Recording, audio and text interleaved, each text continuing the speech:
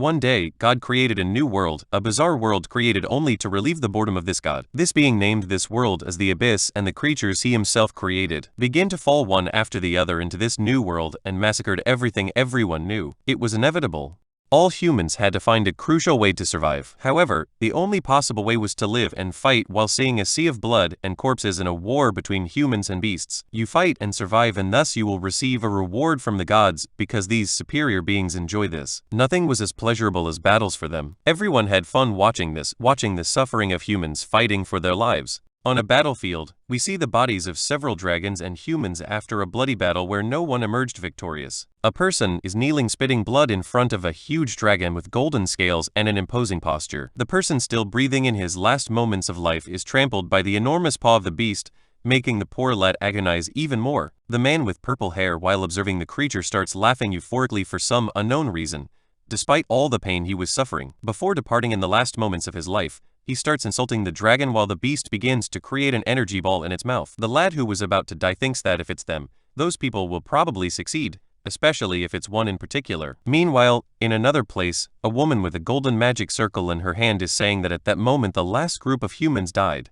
The girl turns around looking at two people, and then says that now the remaining humanity was only those who were there. The four gathered in that place are the last living humans in that world of war and blood where no one emerges victorious. Ares is a woman with white hair and golden armor who wields a spear and has an extremely gentle appearance. Keldian, a blonde man who uses a staff with a sculpted sun at the tip, is a mage. Kang Tai is a strong man who wields a huge sword and ancient armor made from the hides of dead beasts. And they all three look at the last member, a lad who is sitting amid the rubble of the place. This man is named Kang Hansu and has black hair and dark armor. Then Ares compliments that they were the last who could save humanity. Kang, hearing all that, begins to open his eyes as if tired and showing that there were several wounds scattered across his body. Ares explains that they are in the room where the temporal jewel of Archangel was, the great sphere known for having the power to return to the past, and also the last hope of humanity that entered the abyss 50 years ago and perished, leaving nothing behind. Tai tells everyone there that only one person could go back to the past, wanting to reach a consensus with the group. The man starts speaking proudly, questioning if it was already decided who would go, as if offering himself to fulfill such a mission. He says that the strongest among them, for example, could go since they knew who that person was, while posing to show his pride. Keldian begins to mock Tai, saying that he thought for the first time the man would say something intelligent, but was wrong. However, Ares intervenes in the conversation, telling the two to take it easy and stop arguing. She says that if all the Valkyries sent to battle against the Golden Driven were defeated, the monsters would reach there in short time. And even if it's unfair, there is no other solution, and the girl walks up to one of them. Among them, the only person who would go back to the past was him, and with a sympathetic look, the girl says the name of Kang, who kept a firm expression. Looking at his hand, the boy questions if he can really go back in time, saying next that they fought for a long time. During these long years, every day without exception, they fought again, and dying wouldn't be so bad for him. Hansu continues looking at his hand. However, Ares goes and places her hand over the boy's, saying that he shouldn't sound so weak and discouraged. The girl says that the hope of all humanity was in the boy's hand while kneeling to speak with him. Smiling sympathetically with hope as sparkle in her eyes, she asks our protagonist not to give up, and the boy just looks back. Seeing in front of him his teammates fully supporting him, Kang feels a bit more motivated. Keldian says that Ares was right, because the fact that he started 20 years after everyone in the group and is still in the same position is sufficient proof of the boy's potential and strength. Ares tells Hansu that if his abilities had started to develop a little earlier or just 5 years before, the present time would be completely different. And even though he is proud, Ta comments that they were right, and for that reason, he also recognized Kang's abilities. But if he really didn't want to go, he could give the opportunity to the man, because he says that if he went back, he could get all the items he didn't do and could have a chance. Ares, hearing that, looks at Ta threateningly, and seeing the girl's reaction, Ta gets scared and then rephrases his sentence, stating that the only one capable of that was Kang. Seeing this as a normal interaction among friends, even in the face of the end of the world, the boy gives one last smile as he stands up, determined to do what he must. Confident, Kang begins to walk toward the temporal jewel of Hercanil while everyone in the group watches him. The other three who would stay understand that Hansu is the only salvation for the entire world, and proud of their friend, they trust everything to the boy. However, a loud crash appears, making everyone in the room scared, and realizing it was already happening. The ceiling of the place they were in begins to crack in half and forcefully opened by some colossal monster. Then the great golden dragon king starts to emerge above all of them, causing some rocks to fall on Heiro's head. The creature begins to charge a fire breath in its mouth, ready to shoot and finish off all those humans. Keldian, in order to save his partners, asks everyone not to let their guard down and orders the dragon to stop while casting a huge spell on it. The boy begins to instruct what they should do to fight, and thus the battle begins. The man asks Erez and Ta to make sure to hold the monster because he was going to prepare to do something. Thus we see Ta had managed to stop a huge rock with his hands and save Erez, telling Keldian not to worry because he was going to show his skills now. The girl then, with her spear in hand, quickly heads towards the dragon, spinning her weapon. Accompanied by the beast, an army of the same type of dragon race begins to arrive, ready to finish off the remaining humans. But to the misfortune of the same, Erez strikes her spear against the ground, making it grow in size, and she orders Ta to attack because that was the chance. The man then, with his huge sword in hand, begins to cover his entire body with fire while he tells Erez she didn't need to say it because he was already going to attack. Spinning his sword and creating a whirlwind of flames, he prepares to attack the dragon. With a strong attack with his sword, the boy launches a burst of fire that splits several dragons in half and heads towards the main one. However, the Dragon King quickly manages to escape and attacks Ta with its claws, but the boy barely manages to hold off the blow with his sword. Keldian asks Hansu to concentrate for everything to go right, and he draws a book, starting to prepare a spell. The mage says that our protagonist's main weapon was broken, and that he should stop thinking about that place, and thus Erez agrees, saying Keldian was right. Even sad, the girl says that the boy should leave that place and go beyond, asking Kang not to simply push away the people who come to him because he finds them annoying. And with one last look, she asks the boy to do his best to take care of people and questions if he would listen to what she was saying this time, smiling completely sadly, but trying to keep his demeanor. Hansu affirms he will try to do what the girl asked. Erez turns back to the battle, saying that even in that circumstance, the boy should not have left himself, and confidently states that she will leave the rest to Keldian, and so the girl looks to the sky as if a new dawn were to happen. Keldian, even sad, keeps the same expression, apologizing to Hansu and saying the boy would need to listen carefully. The mage begins to conjure a golden spell in his book, saying that as Erez said, there is no reason to kill unnecessarily, but you should not show mercy to cockroaches that will cause harm. During the war, the boy should save only those who deserve to live, and even with a sea of blood at his feet, he should do everything for the good of humanity. The man also says that our protagonist should at least make sure to kill the berserk monarch Clementine. And one last time while conjuring the spell, he asks the boy if he understood, and Kang just nods, showing confidence to the mage. Almost concluding his spell, and with enormous golden energy flowing through the book and the time object, Keldian says that he is going to start. The temporal jewel of Arcania begins to emit a strong light, while all its blades start to spin. Kang remains still, just looking at the object, thinking about what would happen next. Erez and Todd just watch the spheres start to emit several rays, and the two smile, trusting their friend. Finally, Keldian joins his hands that were glowing golden, making a huge magic circle appear on the ceiling of that place, irradiating all that dark world. At last, the temporal jewel releases a huge burst of electricity towards the group, making everything turn white for a while. Only a few screams can be heard from some lost people asking where they were, and a woman asking if anyone had seen her son. In the midst of it all, we see our protagonist Kang looking at his own hand and realizing what happened. Several people were in a place that looked like a post-apocalyptic world, in an abandoned city, and a strong green light was emitting from the place. Smiling and covering his face with his own hand, Kang says that it worked, affirming that he would not fail in that life, not this time. All the people in that world seemed to be completely lost, not knowing what to do or where they were. They continue looking for their family, saying they wanted to go back to their homes without understanding the current situation. Desperate, a man grabs another by the collar, saying he had done something, without the other understanding what was happening. Kang says that, of course, those people were confused since they had just appeared in another unknown world without any information. The boy says that the year he was born was very special because initially there were 100 people, but the number increased exponentially, and so many people disappeared that the situation got out of control. And then on the day he turned 20, something appeared in the sky, catching the attention of many people, a kind of portal similar to an interdimensional eye that connected two worlds, and he disappeared into this unknown power while his cell phone fell to the ground. This other world devours other dimensions and is the midpoint of the abyss's impact. Those who arrived first in this world gained abilities first and were essentially more active, but still, the creatures of strange aspects turned that world into a horrible palace, and it was a world of violence and anarchy. Those who were devoured by the abyss were transported to this so-called other world, and when everyone from this reality arrives there, the door to the abyss opens.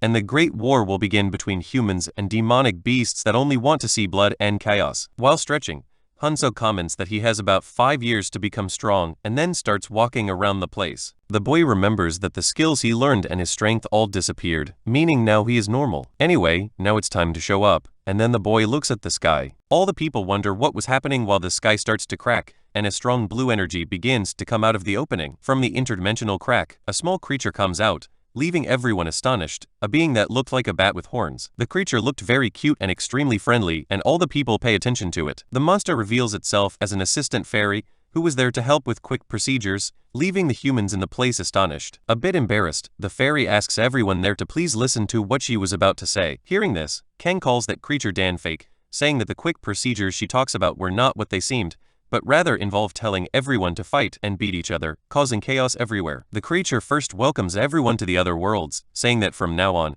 a surprising opportunity will be given to them. However, one of the people there was completely dissatisfied, saying he didn't care about any of that and just wanted to go home. Irritated, the demonic creature begins to reveal its true face and orders the human to listen to the explanations silently. Seeing this, the man immediately freezes, staying silent because he realized that the monster's tone changed quickly. The beast continues explaining that infinite freedom is given to everyone in that place. With a demonic face, she asks if the people there dreamed of a world where law, moral order, and ethics do not exist and everyone is free from rules, and it wasn't just that. There are all the physical limitations weighing on anyone would disappear, and depending on what you do, you could grow infinitely stronger. Similar to a powerful hero in a movie, everyone uses magic or their body's artifice to fight. With a cute expression, the creature says that the chance to do everything they ever imagined becomes reality in that world and asks if everyone thought that was incredible. She also says she will show a simple demonstration of what she can do there and quickly prepares to snap her fingers. When the beast snaps her fingers, she looks at the person who had interrupted her, and quickly a hole forms in the man's shoulder. Seeing a person literally evaporate in front of them, and with the boy's blood splattering, everyone is in total shock. Screams begin to spread throughout the place, and you can hear people saying the poor boy just vanished suddenly without anyone seeing. With a demonic expression, the fairy apologizes then laughs, saying she didn't like people who talked too loudly. In desperation, the humans start to run, screaming and asking for help from anyone. However, there were no gods left to help them, and the fairy begins to snap her fingers, killing many of the people who were screaming trying to flee. Again with a demonic and frightening expression, paralyzing all who survived. The beast says she had already mentioned she hated noisy things. The monster asks if the surviving people will work hard, but everyone can only freeze, trying to stay quiet so as not to anger the beast. With a cute expression again, she says it was very good that everything was now calm, and so she would continue conjuring a stone in her hand. This stone the fairy calls a rune, explaining that anyone can obtain a rune by killing anything that is alive. There are 8 other runes that look like this one and they appear randomly. This rune had no color, but if you worked hard and grew, you could get better and more powerful runes. While looking at the stone that resembled a crystal, she says this was a rune that increased physical strength. The monster asks who wanted to take it, and Kang, in the middle of the crowd still in shock from everything that happened, raises his hand. The boy volunteers to take it, thinking it had been a long time since he used the last rune. The fairy is surprised by the boy's quick request, and then says that enthusiastic attitude was very good. Walking up to Hanzo, the monster asks the boy to give his hand, and so he does, and the beast places the rune in the boy's hand, saying the rune was very cool because it distorted any law. The fairy explains that scientifically the boy's muscles had a weight limit of 117 kilos, but at that moment, by using that rune, it increased to 122, and it wasn't just that. However, Kang seems to have the same expression as before, and the fairy says that wasn't the expression she expected, and Kang thinks it's boring to hear the same thing again. Disappointed, the fairy flies away and explains that runes have different effects depending on the type, and they are full of abilities that cannot be explained by science. And again scaring everyone, she says she wanted to show it one more time, asking if anyone wanted to try, but seeing that no one volunteers, the monster says she would stop there. The beast informs that no matter what happens, everyone should note that as it doesn't matter which rune someone gains or what ability increases, it will not be a bad thing. And to become stronger, she asks everyone to gather many runes if they wanted to survive, of course. All the humans, hearing that, realize what it was about and look at the ground, seeing several bodies of others who were killed by the fairy. Quickly, a huge confusion begins with all of them fighting because they wanted to get the runes that were on the ground. However, when they finally grab them, the fairy collects all the runes from the ground and says that judging by the guy who had taken the rune last time, they didn't need her explanation. Everyone is in anguish because they saw that as a hope for their salvation. Pointing to Kang, she tells him that if anyone touched the right ear, it could see which runes they possessed. So everyone does, seeing a holographic status window appear in front of them. The beast concludes by saying that humans normally have 10 status, and that's all they needed to know, and Kang activates his window. He realizes that his strength increased by 1, and if he gathered more runes after hunting, his mana and magic power numbers could also increase exponentially. The boy explains that you can acquire runes anywhere as long as you kill something alive, and it doesn't matter what you kill, whether human or beast. The fairy says that beginning there will be a bit unequal compared to the place they came from, and we see some unknown people, but she would give something that will make them happy, and so the fairy asks everyone to forget the past. And suddenly all the people in place receive knives for combat, and the monster concludes by saying that everyone should enjoy the new life. The fairy, with one last thing to do, says that when she leaves, the tutorial will begin, so everyone there should do their best, and the people are confused. Everyone, when turning around, sees an army of deadly creatures waiting to enter combat with all the humans there. Monstrously aiming only for destruction and chaos, an army of goblins sets out to kill all the humans. After the fairy's departure, the people who were there still remain in shock, looking at the bodies of the other humans. One of the men holding a knife in his hands nervously questions if that was really the tutorial, but people realize something is happening, and when looking back, an entire black aura starts to emerge, and when they face it, it is possible to see an army of goblins ready to attack all the humans there. The two races stand before each other and begin to stare, ready to enter into a conflict that will result in a sea of blood. A woman in the group of humans asks everyone else to calm down so as not to irritate the monsters and to move slowly backward. Our protagonist remains still while watching all the people trying to flee slowly backward. However, one of the men bumps into another person who is standing still for some reason. The man questions what the boy was doing motionless, and the man standing says something was wrong. Someone sees a barrier in front of them, and when is immediately unable to do so. Everyone starts to panic, hitting the hologram, trying to leave that place urgently. The man realizes that the walls were also beginning to close in for some reason, as if forcing them to fight. And when looking back, they see an army of goblins completely irritated and restless, wanting to fight. The creatures start warring fiercely, then one of those trying to flee stands to fight, cursing those creatures, saying he couldn't die there. Bowden looking to the side, and that man sees that one of the people there managed to pass through the wall. Seeing that scene, he becomes completely restless, questioning how that person managed to do that. But the boy cannot explain why he passed and says he just went through that side, and we see that the number 49 was written on the wall. Another boy who was also there sees the number and questions why it was there. Then the man who had previously been unable to pass manages to cross. They realize that the number on the wall decreased, and the people understand that it meant only 50 people could leave. Everyone there starts a civil war among themselves, trying to pass through the wall immediately to save themselves. Seeing that fight, Kang sighs, saying that all of it was pathetic because all 100 people there needed to unite and fight to have fewer casualties. He explains that when he first arrived there, approximately 40 people died to the goblins. Of all the people who couldn't pass through the wall, only 10 survived. But with a bloodthirsty look, he says that this time the story will be different. While drawing the knife he received from the fairy, the boy adds that first he needs to clear this area and move on to the next phase. Tired of waiting, immediately all the goblins start charging at the humans. One of them jumps and kills a person while another goes after a young boy who was begging for help. However, suddenly the boy can only see the goblin being split in half by someone, and immediately our protagonist kills one of the goblins while another beast starts charging at the boy. The boy manages to dodge the blow, grab, and immobilize the small creature's arm, and then takes the opportunity to strike his knife against the monster's neck. Kang remains in a fighting stance, ready to kill anyone in his way, and the creatures start charging at him. Seeing all that sea of blood the boy was making with the creatures, all the humans there just watched the scene, shocked by what they saw. After a while, in a battle where our protagonist shredded several beasts, he stands up, still staggering from the weakness of his current body. While wiping the blood of one of his victims from his face, Hanzo says that it was a bit uncomfortable since this was his body from decades ago. The young man crouches to collect the runes from the creatures' bodies, thinking he was quite lucky as he looks at his status. He says that his dexterity increased by 0.1 and explains that dexterity not only increases speed, but also distorts the user's time, increasing reaction speed by 0.1. This meant that the user could perform the same action much faster, and then in the background, one of the creatures suddenly stands up.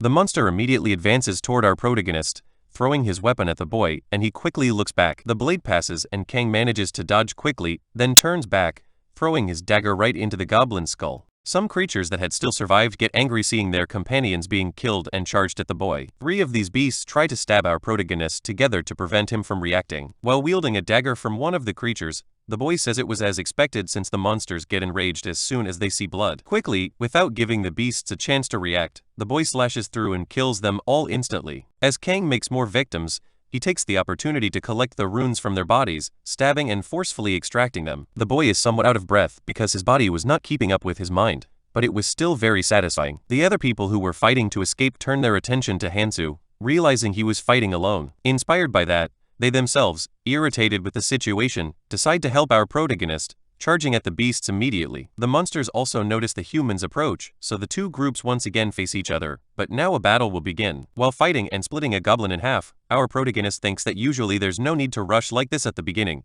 but there's no time to delay at that moment, so he defends with his dagger against an attack from one of the beasts, repelling it instantly. The boy says that in that place, there were many transmigrants, and if you counted the whole world, there's an immeasurable amount, and the freshmen who come there for the next 3 months will be something, so it's possible to see one of the humans killing a goblin. Hansu adds that when people arrive there, they are protected in the tutorial area, but after the 3-month period when you are protected, everyone will be thrown into a fight with a second and third-year freshmen in a cruel, cold, and bloody battle. Kang continues fighting and concludes his thought, stating that whatever your opinion, it was a unique opportunity. Once again, he slashes a goblin in half, picking up a rune stone to strengthen himself. Looking around, Hansu says that the chance to get stronger, even if just a little, is there, and he will take advantage of it. Squeezing one of the runes he had obtained, the boy says that Keldian made the right decision in sending him to that period. Revealing the battle scene, we see dozens of dead goblins and some human bodies lying on the ground. Several people are resting after the exhausting fight, and some of them say it was all unbelievable. They observe our protagonist and wonder how he fought so many alone. In the middle of a sea of goblin and dead beast bodies, Hansu stands still on his feet.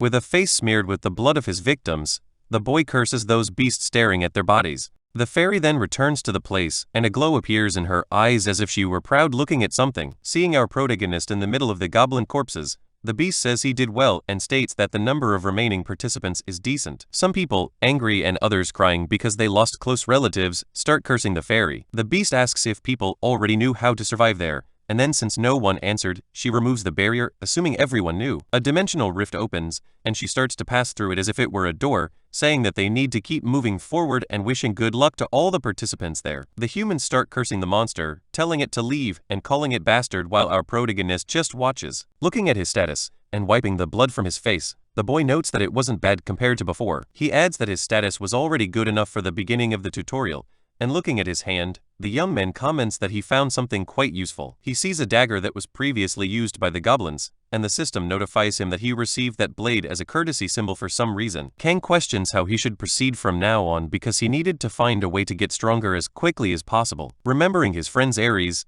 Tae, and Keldian, he wonders what his friends would have done if they were in his place. But now that he thought about it, there was a guy who said something that caught his attention. In the past, we see a blonde, long-haired person drinking a beer while asking Kang if he had ever heard of hidden dungeons.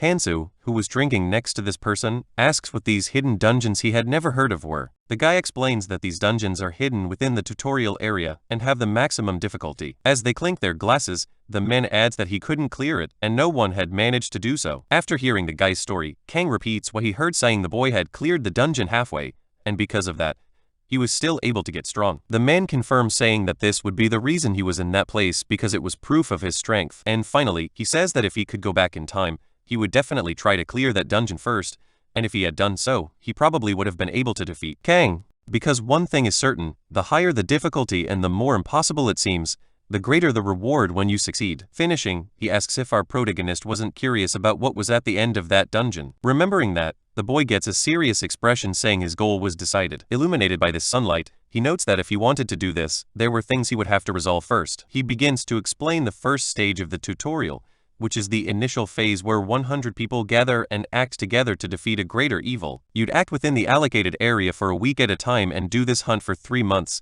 and in the end, upon completing the tutorial, the safe area will be released and you can have contact with other people from the abyss. Currently, there are 2 hidden pieces in the first stage of the tutorial, and no one has ever reached the end. Kang says he would have to obtain them because it was the only way to get stronger. But first, he needed to get the nearest hidden piece, so after some walking, we see the boy standing in a place saying it must be there. Suddenly, a voice emerges, and looking to the side, Kang notices a group of men trying to force a woman to go with them, but the girl is reluctant. The boy thinks that conflicts are starting to happen everywhere, and even though the woman tries to break free, a man holds her wrist. With a scary aura and a psychopathic expression, the thug says that everyone needed to work together to survive. Continuing with the expression, the bully questions if the woman didn't want all of them to live, and the girl hesitates hearing that. Hansu states that there was no time to pay attention to this kind of thing, and he needed to find the hidden piece since it would disappear in a week. But someone suddenly calls him, and then a person behind our protagonist asks if he was Kang, and our protagonist thinks he was in a hurry. Kang questions if the boy knew him,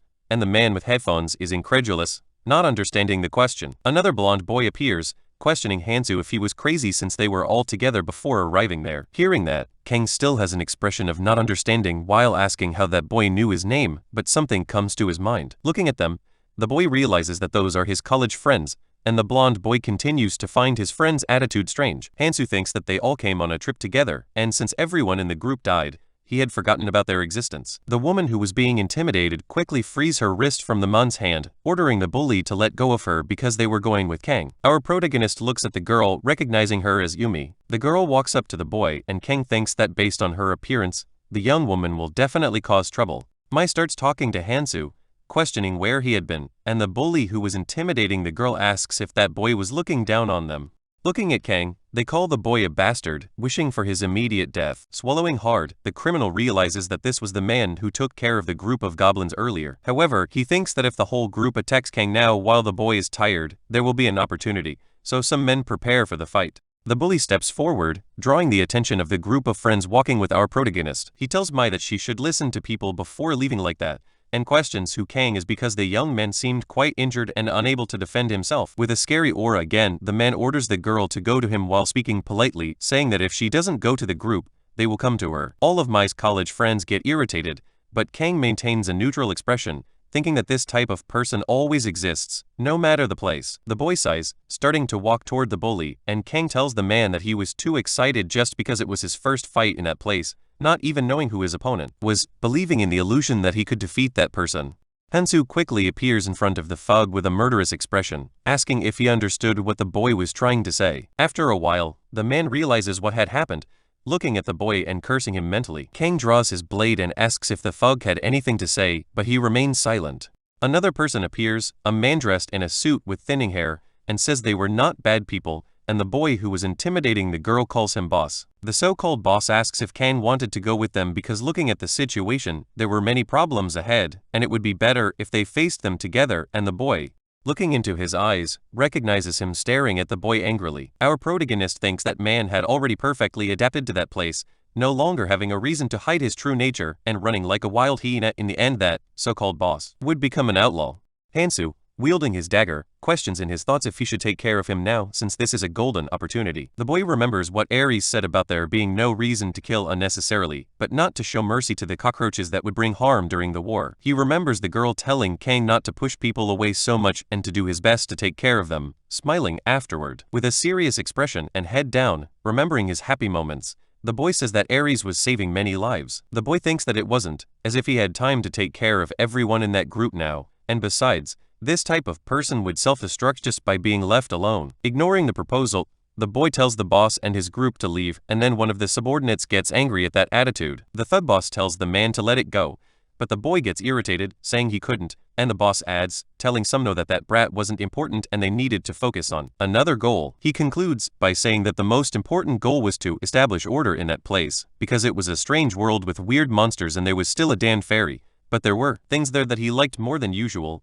explaining that in this world the strong rulers were gone, stating afterward that they should take advantage of this chance. Then the so-called boss tells Summo that they were leaving and the man promptly agrees, and so the whole group of criminals sets off on their journey. Kang's blonde friend questions how humans are scarier than goblins.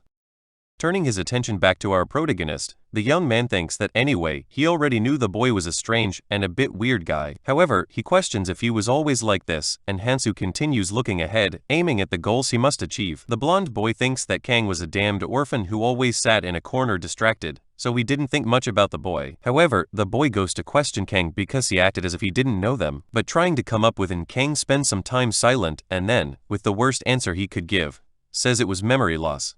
The blonde boy questions why his friend was talking like that because he was acting old, and then Mai starts laughing at the situation. Looking at the girl, seeing her beautiful smile and all her radiant beauty, Kang says it's a shame because the girl could have a comfortable life. But there, beauty is a double-edged sword. If used well, it can become a powerful weapon. The group of college friends sets off on a journey following Kang, beginning to walk through that destroyed world. One of Hansu's friends, a girl, says that they had all been walking for a while without saying a single word and asks if they had a destination. Mai asks Kang where they were going now, and the boy replies that they will all understand when they get there. The girl who had mentioned they hadn't said anything before realizes what place it was. Hansu then moves to the front of the group, stating that this was their first destination. The boy observes the place, explaining that this was the subway station where the hidden piece is. Everyone realizes where they are, and looking at a moss-covered but still readable sign, they confirm that it was Gangnam Station. The group of friends observes the entire station they knew, now completely destroyed. Mike questions why they were there since it didn't make sense to her. Kang thinks he doesn't have the patience to explain every little thing, and if it weren't for what Eris said, he would be walking around alone. But he feels he has no choice, so he starts to say that he had a hunch, saying he thought that instead of recovering his memory, he gained his superpower. Yumi is impressed, while the other 4 members of the group seem incredulous. A blonde girl goes to her boyfriend and asks if he was sure it was okay to follow Kang. Hansu can hear and responds that they didn't need to, explaining that he was the type of person who respects individual preferences, and it was up to them to decide what they wanted. The blonde boy continues to be irritated with our protagonists for some reason, saying that whatever it was, he hated seeing Kang act that way. The group remains silent, watching Hansu descend the stairs, and then they make their final decision. They all start following our protagonist, exploring that abandoned place and worrying about the surroundings. The blonde boy asks our protagonist if he was sure they were going to a safe place, but Kang replies that he wasn't, and that they would meet some friends. Hearing that, Hansu's colleague becomes somewhat cocky, saying who the hell would live in a place like that, and what kind of person our protagonist knew. Reaching near the end of the staircase, for some reason, Kang asks everyone to wait, and the group stops walking. Kang notices something drawing his dagger immediately, and everyone asks what was happening. Hansu asks his friend Taesung to dodge something, and the blonde boy, looking back, sees the protagonist striking with his dagger. The man is scared, thinking the attack is against him, putting his hands up to try to defend himself. Taesung asks what it was, and upon realizing it, he sees that near his private parts, Kang was slicing a yellow-skinned, green-blooded larva. Hansu explains that this was a dungeon modeled after Gangnam Station, and these are the green worms that writhe after feeling vibrations from the ground. While looking at the rune that came out of the monster, he informs them that these creatures hate sunlight, so they usually come out of the ground to attack. Picking up the rune, the boy adds that if you get bitten by the awkward mouth of this worm, your flesh could be easily torn off, so everyone in the group should be careful because, if they get bitten, they will faint and die before being able to do anything. Everyone in the group is completely scared and incredulous at that, becoming extremely frightened. The boy comments that he will show a simple way to deal with them, then starts stabbing one of the small worms with his dagger. After a while, everyone in the group is easily eliminating those little monsters, becoming impressed. Kang is observing 4 people in the group, stating that they are useful, but looking back, he sees the boy wearing headphones completely clumsy and lost. Hansu walks up to the boy, saying that if he wasn't confident, he should walk on the intact marble slabs and be careful of some hidden worms.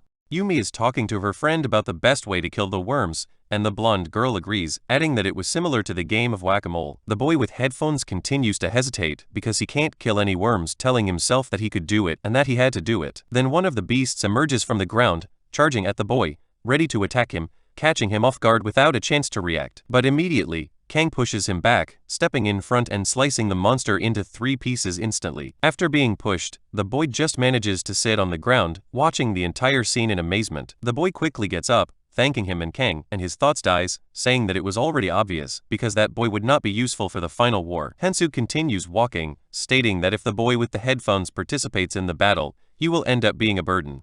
Taesun says that our protagonist seemed to know what would happen ahead of time, and asks how the boy knew, and Kang replies that he had already explained. With a proud look and smiling, he turns around, stating that this was his superpower. While everyone in the group remains incredulous, not believing it, Yumi continues to be impressed. To change the subject, Kang comments that they should actually focus on hunting, and then we see several dead larvae bodies on the ground. Kang asks why they weren't collecting the runes while he picks one up. Yumi replies that they thought it would be good if the boy collected the runes and protected them, similar to giving everything to someone who carries them in a game. She says it wasn't like they would become strong like a superhero just by picking up runes, so that was the decision they all made. Hayu concludes that it would be better to give everything to Kang, and the boy would protect them in return, but the boy just sighs. The boy responds that everyone should take what they hunt, and if people wanted to go with him, they should at least follow the most basic rules. Hansu starts thinking, explaining that those who wandered the abyss before them established the most basic rules for the sake of coexistence. You take what you hunt, but in the case of group hunts, things will be distributed based on contribution and priority. However, in life-threatening crises, relationships based on goodwill are prone to break down and lead to betrayal. The boy concludes his thought, saying that they will soon realize how truly cruel and malevolent this place is. Kang states that the things everyone should trust are their own abilities, and if you are useless, you are destined to be discarded. Concluding that this is the law of the world, the other 5 members of the group are shocked to hear this so bluntly. Yumin steps forward, saying that in that case, she will do whatever it takes, and then starts walking toward the streets. The other 4 agree among themselves, realizing that was the best option since Kang had spoken. They'd all start heading out in search of runes while Hansu thinks it will only take a little time for them to get used to it, so much so that they won't need to be told. And the boy notices that the group began fighting like dogs for the possession of runes, so we see the people trying to grab some of them. After some time of hunting, collecting runes from the bodies of dozens of dead worms, T-Sin finds a strange and large rune. The boy says he can feel something, while everyone watches in shock, looking at the purple rune. Analyzing it,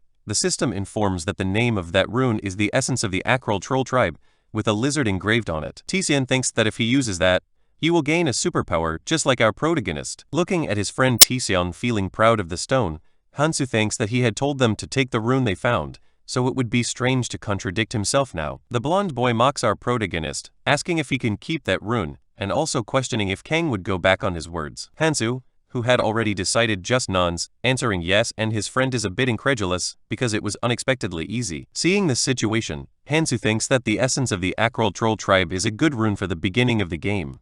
The boy explains that this skill gives the bearer defense and regeneration power, and both are essential for survival in this place, which is why it is very popular among players. As a debuff, it also increases hunger, but regarding food, people usually just steal from the weaker ones. And also, the strength and proficiency of the skills acquired through runes are determined by their own level. The smart ones who were born with the gift of having a lot of magic usually have around hundreds of runes. His friend Keldian, for example, acquired more than 1,000 skills, but Kang watches the boy using the rune. Feeling downcast, our protagonist states that it was different, just immersed in his thoughts. At the time when he hadn't gone back in time, we see the boy trying to absorb some runes, but failing in the process. The rune he tried to use starts to glow with a yellow light, as if rejecting the boy. The boy feels hurt, clenching his fists as if irritated and dissatisfied with something. Holding one of the runes in her hand, Era says that as she imagined, our protagonist had a limit on the skills he could acquire. Putting her hand on her face, the girl informs that apparently Kang was limited to only 7 abilities,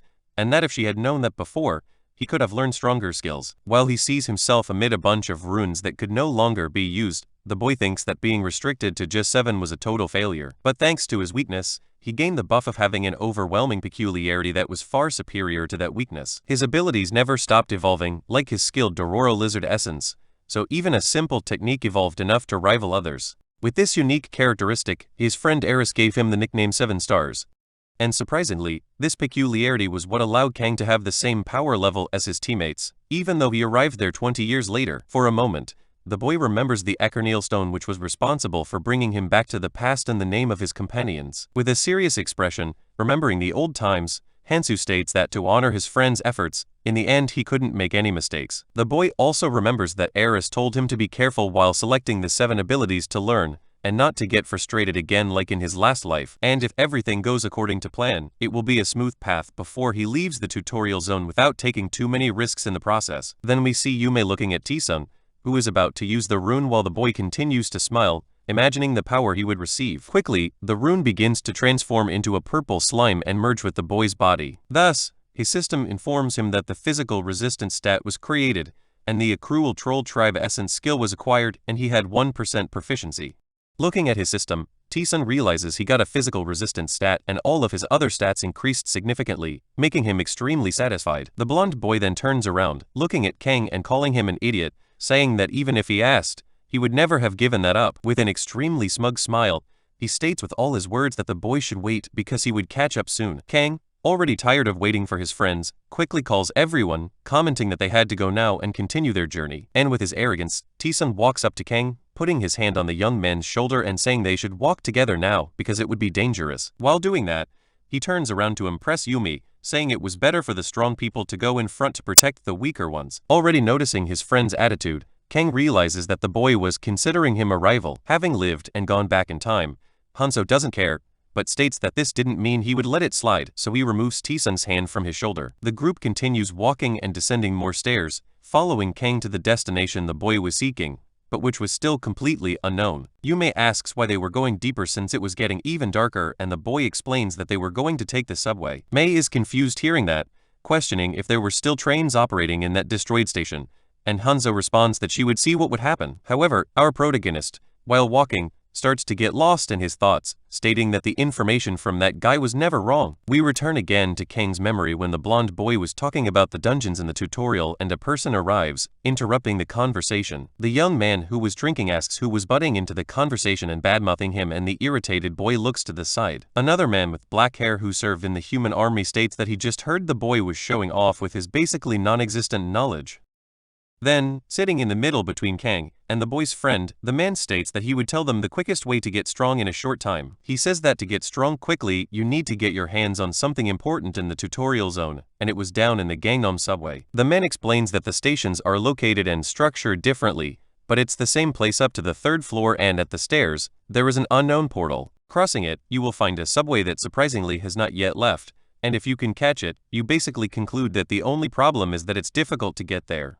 While walking, Kang keeps thinking about it, stating that there is a hidden piece he must find that day at all costs, or the subway will leave. Kang and the whole group observe an enormous portal in front of them as if linking 2 different dimensions. Hansu then states that he will see what this piece is. Mei, seeing that interdimensional portal, thinks that it really wasn't Gangnam Station, since in all the time she had been there, she had never heard of an entrance like that. While staring at the portal emitting several blue rays and a strong glow. Worried about the situation, Yu asks if our protagonist is really going to enter and wonders how the boy knew what was inside. He explains that he was just going by his instincts, and as he had said before, anyone who wants to turn back is free to leave at any time. With his new abilities, and still with his ego inflated, T-Sung promptly states that he would go at all costs. Mei then quickly responds that she will also enter the portal, and Kang, looking at her, thinks that the girl seemed to be getting impatient. Since Mei is intelligent, she probably understood well the situation that someone like her is at greater risk, remembering the group of thugs who intimidated her. Looking at the girl full of hope, Hansu thinks that she will have to get stronger somehow, even if it means getting cut on the face. However, the blonde girl and her boyfriend decide to stay there as they will continue hunting the worms that remain in the subway, and Sangjin says he will go too. Even scared, trying to keep a firm expression, the boy states that he will also enter the portal. T-Sun starts mocking the boy, questioning why he wanted to go there since he was scared to death to kill some disgusting insects. Irritated, Choi retorts, shouting that it was none of the bully's business and that he shouldn't interfere. He also says that what he does doesn't matter to the boy, but hearing this, T-Sung gets somewhat irritated. He points a finger at the boy, asking what he just said, as the boy was talking a lot for someone who was being carried. However, with a firm expression and confident posture, Kang just tells the two to stop immediately with those childish fights. Walking towards the wormhole, Hansu reinforces that there is no time, so they should do whatever they want, and thus the three follow the boy. The boy with the headphones, after hearing that, just goes after Mai-hee without saying anything and ignoring T-Sung. However, the blonde boy is not at all pleased, questioning how those bastards dare insult him in front of you. Then Kang crosses the portal and starts thinking that there are more than 1,000 types of monsters in the tutorial zone, and the terrain also varies. But even so, there are places that do not change no matter what happens, so the boy begins to analyze the entire place he was in. He thinks that, as he imagined, it is there, and thus the boy with the headphones becomes completely confused. Everyone who crossed the portal realizes that there was a convenience store inside the train station. Inside, it is possible to see Sangjin with his headphones around his neck, while he rummages through the place looking for something that interests him. Kang is passing through the entire place and says that the same boy who mentioned this place also said there was a convenience store on the 2nd floor of the subway. T-Sung, who was analyzing a knife sold there, questions if they should take all the types of weapons they have there. Our protagonist still continues exploring the place for something he doesn't tell us about. Hansu also thinks that the boy said that place is more like a supermarket than a convenience store, but it really has everything necessary. Kang goes to his shelf, picking up a pot and placing it over a fire, and Mai asks why he is doing that. With a bag of unknown things in his hand, he explains that he is just cooking. Seeing that, Mai recognizes what it is and watches the boy pouring a green slime into the pot, explaining that it is worm blood. She remembers that earlier, when she saw it, she wondered what Kang was doing, watching our protagonist extract the worm's blood and put it in a bag. The boy explains that goblin skin becomes highly poisonous in contact with green blood, and thus the boy begins to tear apart a piece of goblin fabric. Kang informs that goblins evolved to survive against the green worms and that their poison is extremely potent, and thus he continues his exotic dish. As Sasun starts to smell the concoction, he comments that it smells really good and asks if he could have just a bite, but Kang surprises him by saying it's poison. Hearing that, the blonde boy says that if it's poison, Hansu should tell people first, but our protagonist retorts by saying that it was his fault. Yumi is somewhat impressed, commenting that they would never have thought of this and asks how Kang thought of it. Once again, the boy gives the same excuse that it was his superpower and that his brain was overflowing with knowledge. T-Sung gets irritated as he avoids the subject. He says that, in fact, he thought his head would explode from remembering all this and starts recalling the moment when Keldian was giving him lessons. The mage says that even if they return to the past without knowledge, everything is useless and that the amount of information is what matters most. At that moment, T and Kang were attending a lesson and Keldian continues explaining that they should not share this information with just anyone. Tapping on the board, Yu also informs them to keep this in mind, who was taking a nap. Keldian states that future knowledge only accelerates the abyss decline, and that they should reveal this knowledge only as planned and when truly necessary. At this moment, Kang is still cooking the poison and thinking that without knowing the exact ratio and boiling time, all of this would be useless. He pours the slimy, purple liquid into a pot and then quickly uses it to coat his sword. Yu, seeing that Kang is using it to poison his sword and buff it, asks if she could use it too. Hansu promptly responds yes, making all three of them happy with that. However, the boy extends his hand, commenting that he would charge half a strength or stamina rune for applying it to their weapons. T-Sung, seeing that reaction, gets irritated, saying the boy was being too stingy and could just help his friends. Kang turns back to what he was doing, commenting that he could give it to them for free, but in the long run, it probably isn't a great idea. While he continues looking forward with a serious expression, he thinks that one-sided relationships tend to crumble easily, so he couldn't follow that path. Mi, quickly catching on, says she will give him the rune later, but in return, Kang has to let her apply the poison first. Hearing that, Hansu agrees, taking the pot he had used and handing it to Mai, telling her to be careful. T-Sung was planning to snatch it from our protagonist's hand, but gives up and says he will use it first and then give runes, and Sang-jin says the same thing. Hansu thinks he should start the other preparations while T-Sung and the other two group members continue applying the poison to their weapons. With a backpack on his back and some bags in his hands, Kang comments that this should be enough preparation. The group still finalizing their preparations finally states they are ready, and Kang stares at them, with Sang-jin asking why he is looking at them like that. Seeing the three with huge backpacks on their backs, Kang questions if they are trying to become bait for other people. Kang explains that unless they want to live their lives fighting, they should bury everything else they wouldn't use at the moment, just like he was doing. Seeing our protagonist explaining that, Mai says that at first she thought Hansu was just very quiet,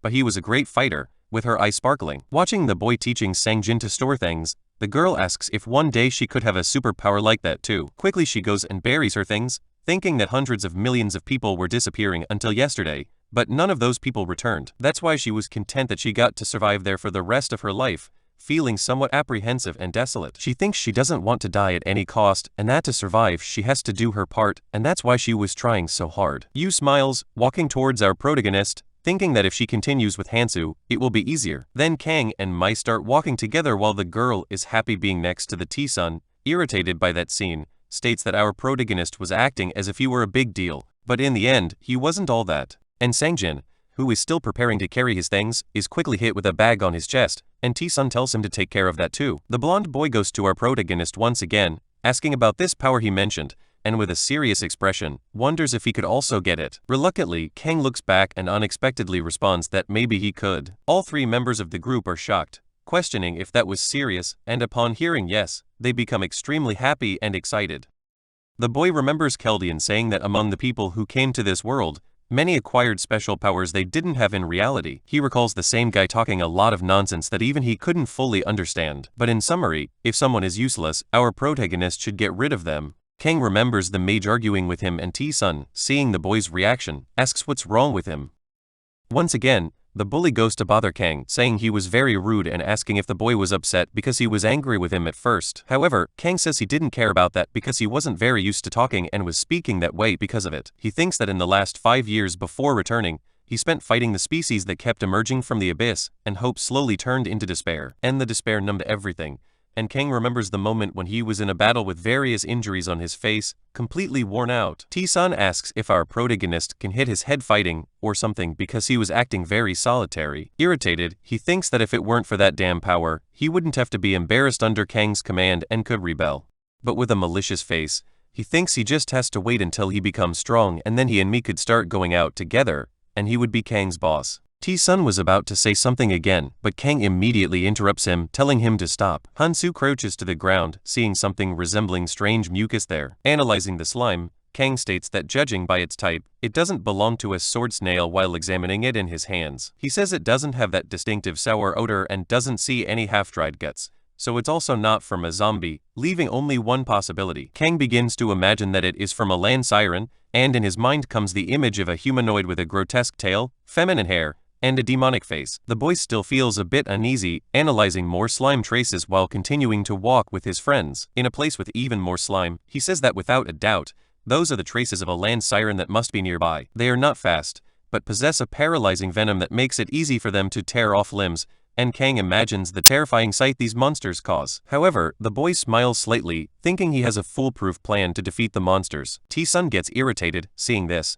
and asks his friend to stop acting like a know-it-all. But Kang ignores the boy's tantrums and asks everyone to follow him because they will be surprised when they see something. The three in the group are confused by the boy's words, but after that, we see some alcohol bottles with a handkerchief stuffed into the neck of the bottle. Kang explains that they didn't have gasoline, which would be more effective, but that should suffice as he continues making one last Molotov cocktail. After finishing it, Mai comments that it's a homemade bomb and asks if the things they used to make it came from the convenience store they were in. Seeing that, T-Sun says that it must also have come from Kang's power and that all of this is very practical. He says that the boy must prefer this place to the original world because he can do anything there while Kang continues storing the bottles in his backpack. The boy keeps talking, saying that if he had the power to do this, it would be amazing. But T-Sun questions why Kang is looking at him that way, as if he had a little angel in the form of Ares and a demon in the form of Keldian on his shoulders. Kang's mind battles whether to kill the boy or not. Hansu gives up the idea, sighing, and just starts drawing the plan with a stick in the dirt and says for everyone to listen carefully. He explains that when one person throws the incendiary bomb,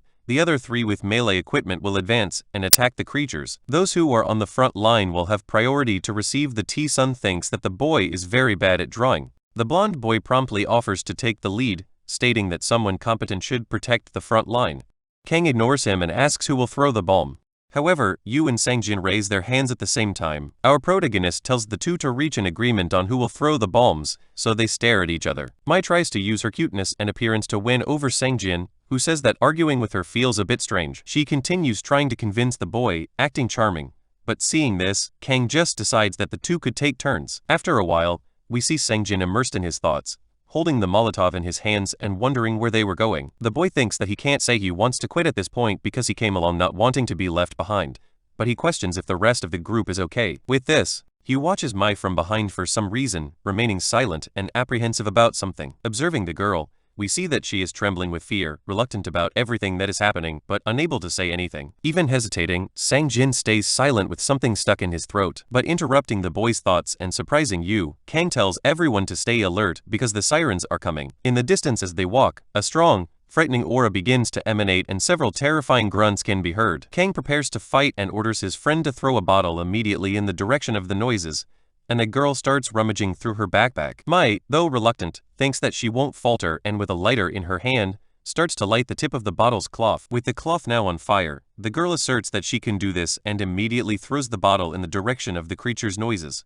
The glass shatters on the ground near the monster, immediately causing the alcohol to spread all over the creature's body, and the burning cloth ignites the liquid, setting the siren on fire. Mai is somewhat pleased to have caught one of the monsters and Kang charges into battle, saying that the rest will attack now. Quickly after seeing the body of one siren fall to the ground, Kang attacks two more standing amidst the flames, swiftly killing them and collecting the runes. T-Sun, seeing the boy taking his spot, says that bastard is grabbing all the runes for himself again, and that he can't keep losing to him. A siren appears near the blonde boy and the monster promptly moves to attack T-Sun, who immediately gets scared and tries to jump back and dodge the strike. As an automatic defense, the boy slashes with his dagger at the creature, hitting it and telling the monster he had lost because it was a worm. After opening his eyes again, T-Sun realizes he barely hit it, immediately seeing the siren fall dead to the ground with venom flowing through his body. Looking at his serrated knife completely stained with venom, he thinks the thing worked very well, smiling. Kang, seeing this and with some runes in his hands, states that the poison he gave was very useful and asks if it wasn't worth a few runes for T-Sun. Looking at his reflection in the knife, the boy says that with this he could catch up to that bastard Kang in no time. And then a bloody battle spreads all over the place with knife strikes and several incendiary bottles flying through the air. Kang starts thinking that, as he expected, in a fight against paralyzing, inflammable venom, we see the siren catching fire. He then adds that bringing the improvised bombs was an excellent choice as he charges at one of the creatures, slicing it immediately. The boy also thinks that the blade of his dagger was already getting dull, but that didn't matter since that was what he prepared the poison for. Tae-sun keeps smiling, attacking the creatures and enjoying all that bloody battle with a psychopathic feeling. Blinded by his greed, the boy looks to the side and sees 2 runes fallen on the ground, saying that all those runes are his and charges to grab them. However, the boy doesn't notice that one of the sirens is still alive near him, and the beast quickly spits an extremely disgusting slime at the boy. The saliva quickly hits Tae-sun's knee, causing him to fall backward, saying that everyone was watching him and it was very humiliating. But before he can think about that with its frightening aura, the monster starts walking toward its victim, ready to devour him. The boy sees that in front of him there were not just one, but several demonic beasts wanting his blood, and he panics, trying to move backward. He gets irritated and curses at the monsters, telling them to get away from him immediately. In desperation, seeing several monsters charging at him, Tae-sun asks Shumei for help while putting his knife forward, trying to protect himself. However, the girl panics a bit, and looking into her backpack, she realizes that the incendiary bombs are gone, leaving only one alternative. She asks Sangjin to switch with her, and the boy immediately agrees, asking her to wait a moment. His lighter was failing, and the boy continues trying to light the tip of the bottle's cloth, wishing it would ignite immediately. When the lighter finally lights up, illuminating a dark area right in front of him, one of the monsters is ready to attack Choi. Seeing this, the boy panics, throwing everything up and ruining his plan to defend Tae-sun. The blonde boy, seeing the last Molotov bottle wasted on the ground, gets irritated. He furiously calls Sangjin an idiot and says he was supposed to throw the gan bomb, not mess everything up. Choi, when he's about to be attacked by the siren, sees a slash passing in front of him, slicing the monster in half. Terrified by everything that happened and the mistake he made, the boy falls back again, just watching the beast's body fall in two. After eliminating all the remaining sirens and with his blade practically dull, Kang tells everyone to calm down and stick to the plan. Standing in front of Sangjin like a hero, he says that if they do that, there will be no problem. Hansu turns, stating that everyone should take a break and collect their runes, and Sangjin, still shocked by everything, remains silent, looking at the boy. Tae-sun, seeing this, feels relieved and sighs, saying that for a moment he thought he was going to die. Looking at his leg, where he had been injured, but now was completely healed, the boy says it must have been thanks to his new ability. Hansu explains to Tae-sun that if he increases his stamina and rests, he will recover faster, and orders everyone to collect their runes. Kang had already separated the amount everyone was going to receive, and Tae-sun, seeing this, gets irritated, saying that Calculate Bastard was too strict in dividing. But looking to the side, the blonde boy sees the runes that Sangjin is collecting and thinks of something. He imagines that if he takes those runes from the boy, it would be better, and then starts walking toward his friend with a frightening aura. Tae-sun calls the boy by his name, saying that it is a tradition of the Choi family to have no conscience or thoughts, and Sangjin, hearing that, gets irritated. But before the boy can respond, Tae-sun quickly grabs him by the neck, preventing him from breathing. With an expression, he lifts Choi while starting to get closer to the young man's face. Smiling, the bully tightens his grip on Sangjin's neck while calling out his name. Trying to react, the boy places his hand on the blonde's arm, but he has no strength. With a manic look, Tae-sun tells Sangjin that he can't even throw a bomb bottle, saying he almost died because of it. Panicking, the boy starts talking and tries to explain himself. In the background, Yumi catches the blonde's attention, questioning what he's doing and ordering him to let the boy go quickly. Dropping him to the Sangjin, the blonde tells him to pay attention and stop being so clueless. Pulling his hair and making a scary face, he says that in the past, Sangjin knew his place and now he just needs to follow others forever without messing up. After scolding him, he goes to grab the boy's rune. The protagonist quickly throws a dagger on the ground. Startled, Tae-sun asks what's going on.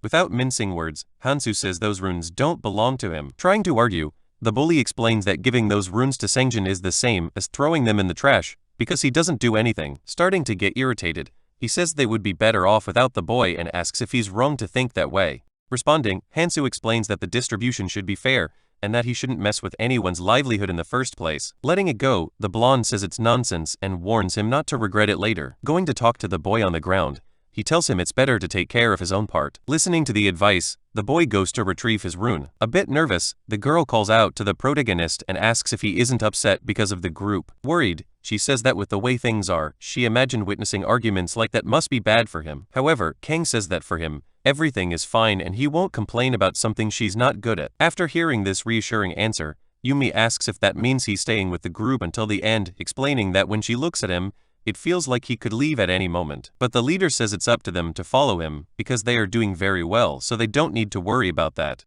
Continuing on the path, Kang goes to the mermaids and sees that they drop stamina and strength runes. Grabbing one of the runes, he thinks that both strength and stamina are important at the moment, and that they are also necessary. His strength is at 25, stamina at 24, dexterity at 14, and senses at 15. Suddenly someone appears in front of him. Expressing great joy, he notes that his combined strength and stamina stats exceed 50. The system notifies that this is the first achievement accomplished by anyone, and the horned demon congratulates him. Surprised, the boy smiles and thinks he's caught the guide's attention. Then the little demon asks if he's the traveler who raised his hand last time and says that it seems his judgment was correct.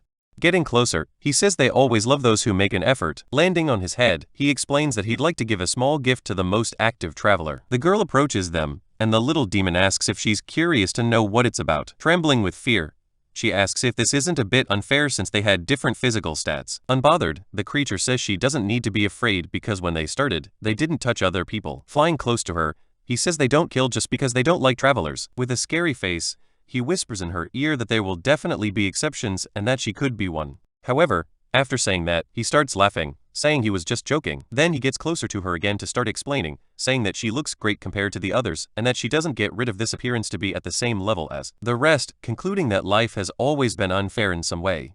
Turning back to Kang, he says he wasted time talking about useless things, and now will give him the present, though the hero already knows what the gift is in his mind. At that moment, the monster explains that the prize consists of having 3 runes of his choice. Snapping his fingers, he asks which rune he desires, suggesting a few. Showing one in front of him, he explains that although they are consumable, they can heal a hole in the stomach and most poisons, and Hanzo thinks it's useless when a limb is torn off. Surprising the group, they realize it's a healing rune. Starting to speak, the 3 members think only about the idea of the hero using the rune on one of them in case something goes wrong. However, he asks if there is a rune that grants immunity to magic. Smiling, the monster responds that there is, while in the background his group feels disappointed by his choice. Analyzing his options, he thinks healing runes are good, but on the other hand, it's difficult to obtain both magical and physical immunity during the tutorial. Increasing resistance only affects recovery speed, but physical and magical resistance works as a more essential immunity. Thoughtful, he understands that he can compensate for physical attacks up to a certain level using his experience,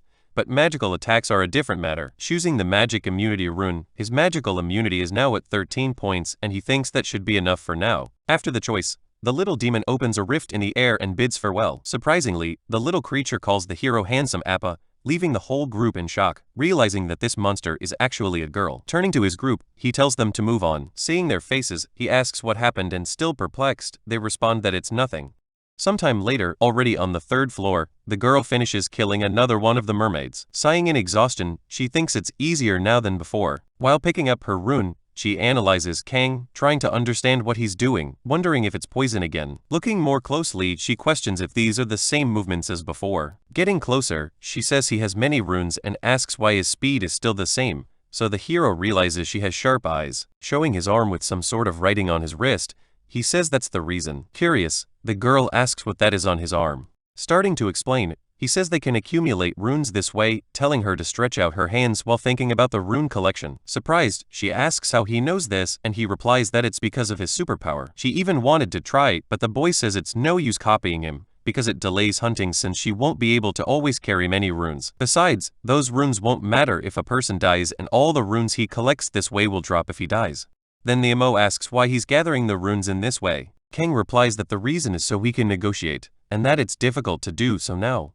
Once the rules are established, they can be used as money in the tutorial zone and tells them to take one at a time. Irritated, the blonde asks how the hero can belittle the group and why he can't do the same. Looking back, he thinks these people still don't realize the situation they're in, but they'll get the picture when they descend and start cursing. As he picks up his dagger, he thinks that before that, they need to do a general review. Then he calls out to his group. With his hands in his pockets, he explains that even if they follow or collect, each person can do what they want. Throwing the dagger on the ground, he says that instead he needs everyone to listen to him. Acting like a leader, he orders them to hand over their weapons. Confused, the blonde asks if the guy thinks he's a thief and says he already has a weapon to use. However, the protagonist responds that he can't fight with it because the blade is already worn out. Very irritated, he questions the hero, calling him a bastard and ridiculous, and he asks how they can fight if he takes everything. Then he asks what the hero wants the group to do. Young says he'll hand over his weapon, since it's the only way. Cutting him off, T-Sung yells at him to stay quiet. Turning around, he faces Kang, who asks if he wants to fight with the guy down below.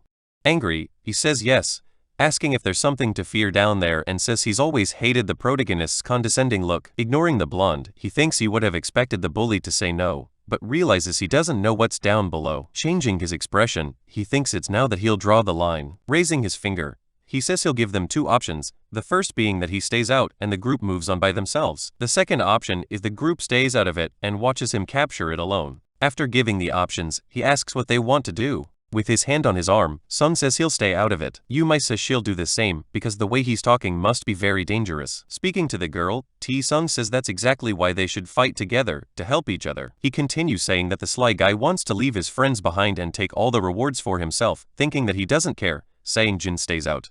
But if Mai leaves, he'll be in trouble. Looking to the side, the hero thinks that friend is a good word, but that he should be glad Keldian didn't come back with them, because at this point he'd probably be wandering alone in the indigo or purple zone and thinks that he can't stop here. He needs to get there as soon as possible. Cutting off the entire discussion, he says to think about it down below, and that he wouldn't have said anything if the group was capable of fighting. Excited, T says he should have said that earlier, and in his mind asserts that the sly guy must know something about what's down below, and that only a fool would let opportunity like this pass. Sometime later, the three are running for their lives. The girl says she warned them it would be dangerous, and the blonde says whatever, he doesn't care anymore. Going back a little in time, they had just descended to the next floor. The group sees a giant snake, which is actually a monster from a completely different dimension. The three flee, and looking back, T can't believe the sly guy is going to fight alone, thinking he's crazy. Kang is facing the snake. Both are standing face to face. It's enormous and preparing its attack. At that moment, the protagonist also prepares.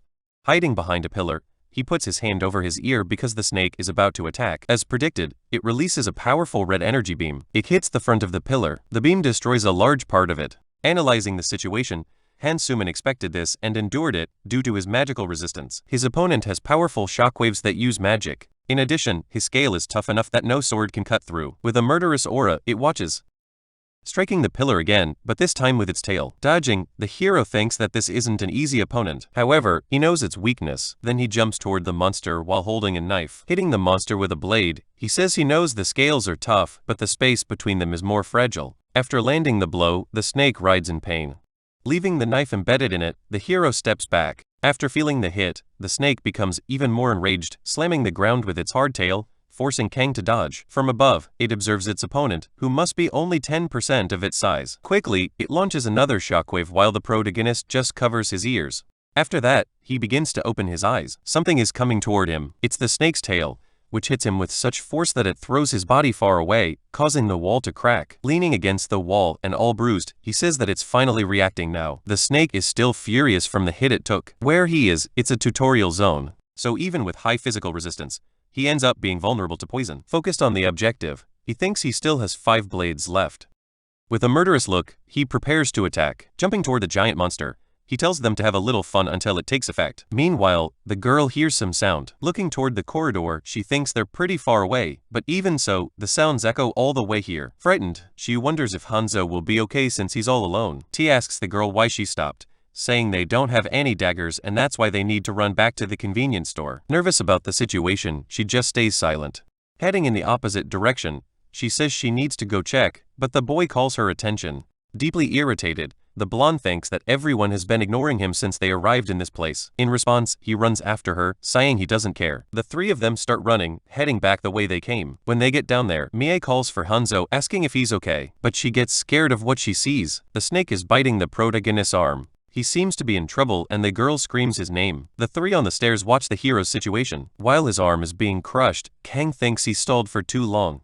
Then he grabs his small knife, attacking the snake's mouth. It reacts, screaming in pain, and at that moment, it releases Hanzo's arm. He stands up in front of the monster. Seeing it tremble and writhe in even more agony, he thinks it was great because he managed to hit 3 spots, and that it left a nasty bite on his arm. Since he managed to recover his stamina, he'll heal soon. In the future, some races begin to demonstrate increased resistance and healing abilities due to their characteristics. Because of this, poisons would become ineffective. Additionally, using powers and other skills would be even more challenging. But in any case, the prior poisoning turned out to be offensive and effective, and he wouldn't have come this far without the paralysis venom. The snake is lying on the ground, practically defeated, and he thinks now everything is easier. In the background, his group arrives, and the girl asks if he's okay. Walking toward him, He seems surprised that they are still there. A bit scared, the girl says she came because she was worried and asks how the hero's arm is. He responds that it's just a scratch and that it's already healing, so she doesn't need to worry.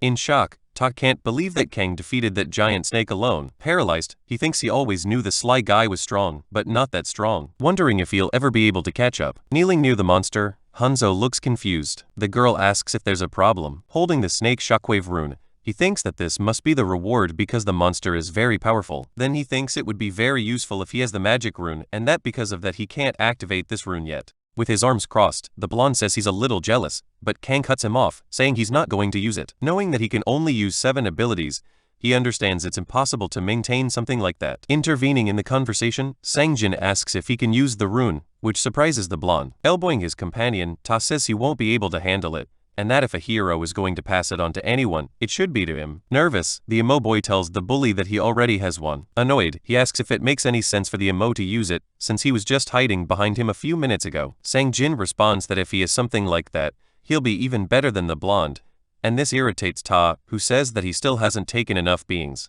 Watching the two argue, Kang questions what they are doing. He explains that he's going to sell it, giving a 5% discount to whoever buys it now. Hearing this, they stop fighting. T asks if he can pay in installments, and Hansu replies that he can only if he has a guarantor, as that way, they can help each other. Sometime later, he asks if they've decided. The girl says she will take it, and in his mind, the protagonist thinks that with the level of trust there is, it would only end up going to her. Besides, he noticed that the girl consumed a magic rune earlier, and that she had nothing to hide, as it was a reward for defeating a monster. It's not uncommon, because the more cards you have up your sleeve, the better, and he wonders if she has any survival instincts. Walking toward the hero, she says she has an agility rune, 3 sense runes, 7 strength runes, and 7 stamina runes. In response, the boy says he promised a 5% discount, so he will take only 6 strength runes. Happy, the girl says he's very fair. However, Kang tells her that if she gets into the habit of getting things for free in this place, one day she might end up dead. He concludes by saying that there's no such thing as a deal at a price in this world. Walking away, he thinks that from now on, he hopes they put in some effort. Walking near some crystals, he remembers that when there's a scaled snake, it means there's Zuteria nearby. Seeing one of them, he says he's been lucky. Then he breaks off a piece of Zuteria. From a distance, they think the hero is using his superpower again. The emo wonders if it's actually a hole puncher and a needle, while the girl thinks that despite its metallic appearance, it seems soft. Quickly, a protagonist steps away, piercing the snake's scales once again. Amazed, the two wonder what he plans to create this time, and in the background, T asks what they're doing. With the parts of the snake on the ground, someone in the group says it doesn't look very good. T asks if he's going to make poison again, and Kang explains that he's not. It's going to be something different, because although snake scales are very strong, they're not strong enough to be used as a weapon, so they need to be creative. This is the 11th tutorial out of 134 combinations of weapons that can be made using monsters and other things. The needle has a limited area of effect, so secondary damage like bleeding is harder to inflict. However, it helps you identify the weaknesses of your enemies with more precision, and if you have enough confidence in your abilities to hit the exact point with the needle, the skill becomes perfect. With the needle being made, he mentions that the tip is a bit dull, but he made it with his own hands because he had no other choice. Quickly, he starts sharpening it with a knife. Happy, he says that it needs at least this level of energy. Considering the time alchemists take to refine their combinations, this is the best weapon that could be made in the beginning, stating that this is what needs to be done to break the defense of a monster that he needs to defeat to obtain the second hidden piece.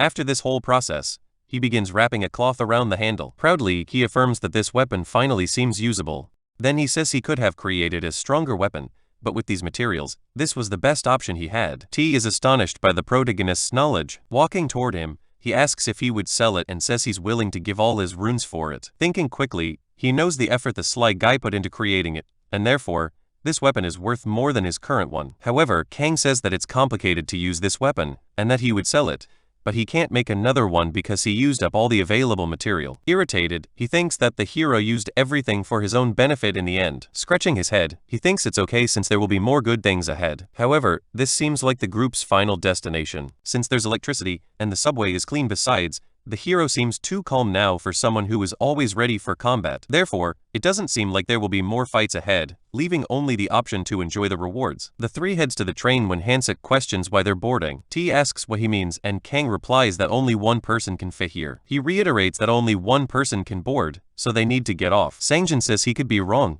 because it's very spacious and asks how he knows it's made for just one person. Super irritated, T questions when it was decided that only he would board and asks why he feels entitled to do so, concluding that he only got to this place with the help of the group. At this moment, Kang turns to the three. Seeing his group, he thinks they're idiots, and although it's important to seize every opportunity, there's something they haven't realized. Responding, he says the blonde is right, and there's no rule stating that he has to go first. Striking his weapon on the ground, he asserts that there are no rules in this world. Giving them a chance, he says they can leave now or resolve this in a less friendly way. Pointing his weapon at the group, he says they can cry their lawyer later and file a complaint. Smiling arrogantly, he says the decision is theirs. Afraid, the blonde just watches the weapon near his neck. The train starts moving and the three are left outside watching. T is irritated by what happened. Bothered, he wonders if he really meant what he said. Going back in time a little, he thinks that if the three attack together, they might have a chance, and if they win, he'll take Kang's weapons and runes. Preparing for combat, he thinks that if they lose, they can just apologize and Kang wouldn't kill them. However, T is startled by something. Seeing the protagonist in front of him, with a very terrifying look. In his mind, he thinks that if he had moved even a little, he would have been killed quickly, affirming that the hero is capable of much more than that. Back in the present, he wonders how he could have frozen just from being stared at. The girl says they shouldn't have insisted so much, explaining that they got here because of him, and they shouldn't have provoked him like that, saying that they should move on. However, the blonde thinks that's why they never get anywhere and that they should have used force. With a murderous aura, he asserts that the goal is to get stronger, no matter what. Certain that he's going to become stronger. Alone in the wagon, Kang reflects on the information he's gathered so far. The subway will make stops at 20 stations throughout the journey. At each station, it's possible to find a random artifact. Once you pass a station, there's no going back. The structure is designed to cause mental confusion, and even after reaching the end, there's no guarantee that the result will be good, so he needs to be cautious. Then he realizes he's already at the 12th station. So far, he's collected 8 weapons, including Lauren's crown, Kittle's claws, a Brang's metal glove, among others. These are weapons you can get by using one of the hidden pieces, and perhaps that's why they are of such great quality. Lauren's crown, combined with Sen stats, helps reveal the weaknesses of various monsters for a certain time. However, the protagonist can already visualize the weakness of all monsters, making this weapon useless to him. Having enough weapons, he hopes to find something different like an object that increases his mobility. With that, he can move more swiftly during battles. Suddenly, Kang notices something. Stealing the random artifact from the station, he realizes it's the Manic Mist cigarette. Surprise, he didn't know this was one of the available items. When you place one of these in your mouth, the status of runes begins to increase, and the status grows as you keep smoking. If you finish the cigarette and inhale the smoke, the status of all runes increases by 20%, and the effect lasts 10 minutes. With the artifact in hand, Hansu feels excited. Holding the pack of cigarettes, he states that it's useless outside the beginner's zone, but for now, there's nothing better than this. Seeing this pack of cigarettes, memories surface. A blonde woman asks if he's smoking like before, and that the more he smokes, the older he looks. With long hair, the protagonist remains silent. He's looking at the woman, and both are wearing similar outfits. Continuing her scolding, she says cigarettes don't suit him, and that he'll ruin his pretty face if he keeps smoking. Back in the present, Kang says that this time it will be different. Sometime later, Hansu returns to the station where he was. Getting off the subway, he realizes his group has already left. Walking around, he thinks there are still 4 days left before the next hidden piece appears. So for 2 days, he has only 2 options. The first is to focus on hunting and collecting runes, and the second is to try to complete the available missions. Quickly, he asserts there's no reason to think twice. Looking at the pot, he says he completed some missions a while ago, but he doesn't know what items he'll get, and that he needs to focus on the missions with the best rewards. Among the remaining missions, one has a good reward and a quick completion time. The reward is a sage stone with a clumsy wizard as a follower. Its completion increases all stats by 10 and heals wounds that could be fatal. He concludes that this reward is impressive and extremely rare both during and after the tutorial. Then he remembers the origin of this crazy mission. Anvi Aaron is a member of the death squad who was dragged to this place as a volunteer in a prison. From what he's heard, the people she trusted the most were always with her. However, as soon as it all started, she was betrayed, and her fury awakened her powers. For 7 days, she mercilessly killed everyone in the place. After this event, she sought to end her own life, and thus the mission began. Remembering this, he thinks he should skip this mission as it with his goal of saving whoever he can. Knowing Meg is approaching, he decides to find the mission that takes the least time and realizes there is one. The reward is the selfish man's food pouch. So, he decides to do that mission first. But before anything, he needs to make sure he has enough stamina and will focus on ensuring that tonight. Arriving at an empty diner, he wonders if he should eat first. Sometime after eating, he sees a hole in the ground, already knowing who made it. He says the moon will rise soon, and yet they had the audacity to do this. Excited, he decides to test their courage. Meanwhile, in the center of a city, some men are packing something. Watching from afar is the group from earlier, wondering how these people could steal everything. A girl complains that they were in such a hurry to flee that she couldn't save anything, questioning how they could steal everything, including from her. Nervous, Mai says her group might be strong, but there's a problem. The emo continue saying they are many, and Hanzo hasn't returned yet, so they shoot an actor, Ashley. Two young people whisper that they've never heard the emo talk so much.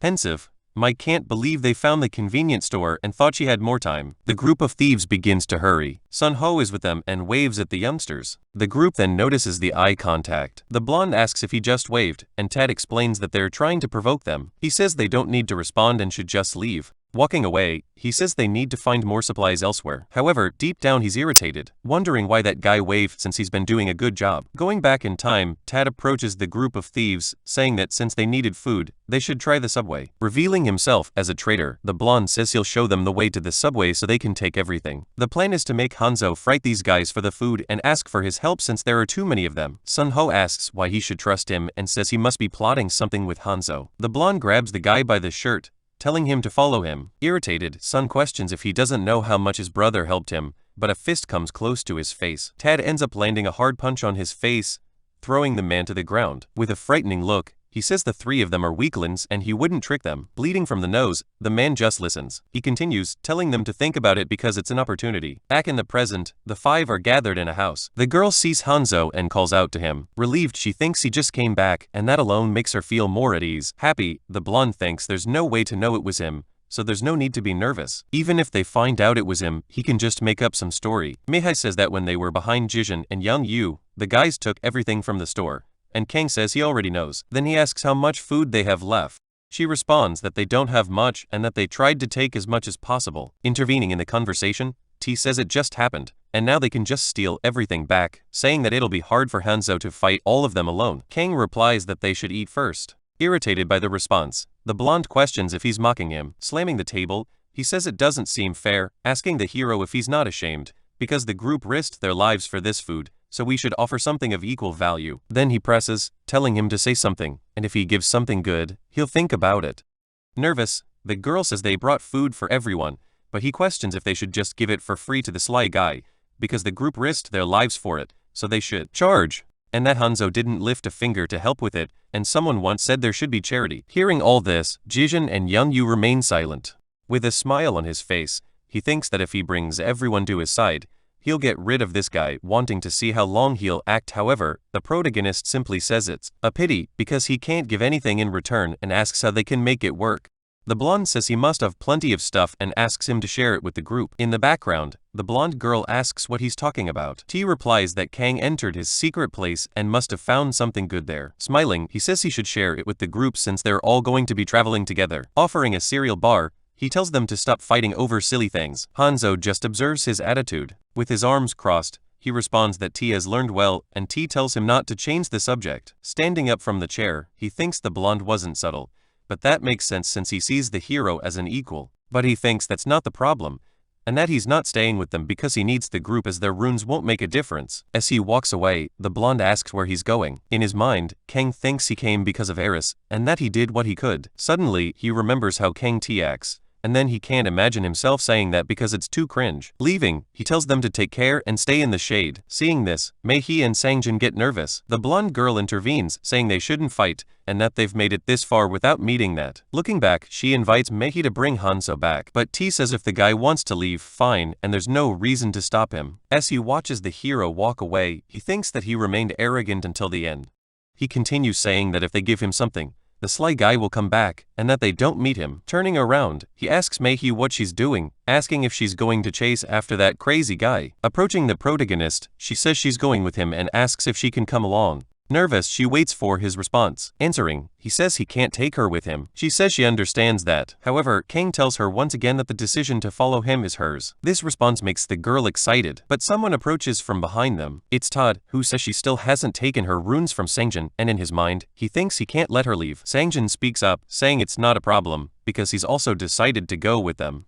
Surprised, the blonde puts a hand on his shoulder and asks if he's sure about what he just said. He questions if Sang thinks his father will go easy on his. He continues saying he accepted the boy when he was nothing and asks if he's forgotten everything. Nervous, the emo asks what the blonde's father will do. He explains that they're stuck in this place and asks how he plans to tell his father. He concludes that none of this matters anymore, because there's no reason to keep listening to the bully like before. As Sangjin walks away, the blonde is left in shock. Furious, he yells that they can go since the food is theirs anyway and questions if anything will change if they walk to another place. Consumed by rage, he says that in the end, they'll come crawling back. Sometime later, the trio walks through the empty streets. Sangjin asks if they should have brought more food, as they don't have much in their backpacks. The girl agrees, while Kang observes a jacket. Putting on the new jacket, he asserts that it wouldn't have made sense. This statement leaves the two quite confused. Feeling great with the new jacket, he says they need to do something and that they should hurry. Nervous, the emo questions what this guy is thinking, because Hansu has the power to do whatever he wants, and if he causes trouble, it won't be worth it. At the same time, Kang affirms that he knows what he's thinking. However, he doesn't judge him since the emo knows nothing about the moon. Breaking the tension, the hero warns that it's almost midnight. Looking up, she asks what that means. Then she realizes something strange. Confused, she points and asks if something's wrong with the moon. The moon appears normal at first glance. However, a bizarre eye is formed within it. It's a giant eye that seems alien. In shock, the girl asks if the moon really opened its eye. Also frightened, Sang asks what's going on, because his food just turned into sand for no apparent reason. Worried, the girl checks her bag to see if it happened to all their food. Opening the bag, she realizes that everything they've brought has turned to sand. Nervous, the emo asks about the glowing light he's seeing. Realizing it's people, he says that their hiding places are being exposed. The girl asks if they're glowing too, and the emo theorizes that they can't see who's nearby. But she's shocked to see humans glowing even through walls, understanding that they can now see where everyone is and that this basically forces them to fight each other. Sang then asks the group leader if he knew about this. Smiling, Kang says that even with superpowers he didn't know about it, but the emo thinks the hero's reaction wasn't that of someone unaware. Humans are fighting, accusing each other of stealing their food, blaming one another, and even threatening to kill. Some demand others hand over all their food in a desperate act. Hearing all of this, Kang thinks that this world is truly horrible, and he explains that the reason he told them not to take everything is that as long as this moon which only exists in this world is above them, all the people's food will completely disappear. At that moment, Hansu begins to walk and the emo asks where he's going. Responding, he says he needs to do what has to be done. Meanwhile, the other group is in shock as all their food has turned to sand. The blonde girl asks what they can do now and if they should search for more food somewhere else. Her companion says that they've already taken all the food from the store, and the blonde thinks that the sly guy already knew this would happen. Irritated, he questions if the hero tricked him. Frightened, the blonde girl calls out to Ta Seng, telling him to look outside. In the center, several people are glowing. It's those bullies, and somehow thinks Tai tricked him and starts looking for the bully. Watching through the window, the blonde thinks they don't stand a chance against this group. Suddenly, the girl says they should follow Hansu. Bringing her face closer, she questions if she really wants them to go back to the person who abandoned them. Shouting, she asks what they can do, saying that standing still won't solve anything. Continuing, she says that if they can't find them, they'll go after Hansu and offer their help that way. Her companion agrees, saying that this way they can make peace. Reluctantly, Tai thinks they're right as a temporary alliance makes sense. Even though he doesn't like it, he sees this as a chance to make Kongohan one. He then says they're right, and they should help the group. Heading outside, he tells them to stay quiet and just follow him. However, something catches on his leg. It causes the bully to fall to the ground. Trying to remove it, he realizes this thing is stuck to his legs. Lying on the ground, he asks for help. Someone approaches, questioning if they'll be okay dragging the blonde along with them. Someho's leader asks them to come closer, saying he needs to have a little chat. At that moment, the two begin to feel scared. Quickly, they both flee the scene, abandoning the blonde on the ground. Squatting down, the gang leader says Tai is still too young to speak that way. He then explains that this thing is called Oren's flypaper, saying that while Tai was making his plans, they were making theirs too. Standing up, he says that enough small talk. He then questions why only 3 members of the group are here and asks where the others are. Suddenly, he prepares to step on the bully, leaving Tai terrified by the situation. However, the man only stomped on the ground, and with his strength, he ended up breaking it. Troubling with fear, T-Sun says he'll tell them everything, and that he knows where the others went. The bald man says he catches on, but adds that someone else wants to have a word with him first, saying that they'll leave after this is settled. Sang-ho approaches, saying he won't feel satisfied until he gets his revenge. Irritated, the blonde thinks it could have been different if he hadn't been abandoned. With a maniacal expression, the man says they'll be gentle with the beating they're about to give. Several members of the group start kicking the bully, while he thinks about how he couldn't have been abandoned like this, saying that he'll kill the two of them. Elsewhere, the two are confused by something. A meal is being cooked in a pot. They both wonder how the three can be in this place. As if they're on a camping trip. Nervous, the girl thinks they should have known that the food would disappear. Approaching, she says she arrives just in time and tells them to eat together. After hearing this, the hero begins to stand up. In an instant, he makes a huge dent in the ground with his weapon. The girl is shocked. Chewing on food, he tells her not to cross that line. Irritated, she asks why he's being so childish and says it's T-Sun's fault. Curious, she asks what he'll do if they cross the line. Smiling, the boy says that based on his power, it won't end well for the two of them. The boy, who had been silent until now, says that the little power he has says many things. Responding sharply, Kang says yes, and that right now it will be dangerous with the two of them here. Looking back, they're surprised. The bald men's gang has already arrived. With an arrogant expression, a leader just watches. Kang and Mai stand still. The protagonist looks serious, while the girl is nervous. She doesn't know what the hero will do at this moment, but she's expecting something. This is the selfish glutton's meal. The conditions to obtain it are simple. First, you must cook and eat as much food as possible while the moon shines. This condition seems simple, but there's another one. You must be a selfish person, someone who doesn't share food with anyone, in order to eat as much as possible alone, with the goal of being the only one to earn this reward. While everyone else scrambles for supplies and food in desperation, they must overcome all obstacles and consume the food savagely. Whoever created this mission clearly has a peculiar sense of humor. Even with all this, the person must remain calm. The protagonist is eating when someone approaches. It's T-Sun, who's all beaten up and injured. The blonde girl asks if he's okay. Irritated, the bully curses at her, asking how she could abandon him, but she responds that they came to ask for help. Furious, he says that's a lie, and if she hadn't run away, he could have done something. Someone in the background tells him to calm down. Placing a hand on his shoulder, the man tells the rookie to relax a bit. The man then asks Hansu, acknowledging his skill, where he found that meat. Confused, Kang replies that there's meat everywhere and asks if the man doesn't actually know what meat is. The three look disgusted, wondering if he really ate that. In his mind, Kang notes that they've already tested this, and those who ate the meat are suffering from dehydration due to its toxicity. Yet the protagonist is eating it as if it were a regular steak. Curious, the man remarks that Kang must have figured out how to eat it safely, to which Kang responds that you just need to boil it in goblin blood. Surprised, the bald man pauses. T had mentioned that Kang has superpowers, and that this superpower helped him secure a valuable item at the station. He considers that today might be the perfect day to fight him. T admits Kang might be skilled, but he has the disadvantage of being outnumbered and is just a 20-year-old kid. He might have experience fighting monsters, but that doesn't mean he'll be able to kill people. At that moment, T questions what the rookie is doing. He tells him to go eat and chat with his friend. Nervous, the blonde asks why he has to be friends with that sly guy, but that agrees it's best not to cause trouble in front of so many people. Suddenly, Hansu begins to stand up. T says the man has a point and suggests they have a talk. Worried, the girl yells for him not to cross that line. Continuing to approach, the blonde says she's just like that other girl. Wielding his weapon, the hero says it looks like it's going to go this way. Launching his strike toward the bully's ankle, he silently hopes Ares won't be mad at him. At that moment, T doesn't even know what's happening. Then he begins to fall to the ground. Lying on the ground, he starts questioning why. He begins screaming in pain, realizing he's missing one of his legs. At this moment, he yells asking how Kang could do this and calls him crazy. His companions are horrified by the scene. Mai limits the situation while T continues cursing, furious that Kang did this just over a piece of meat.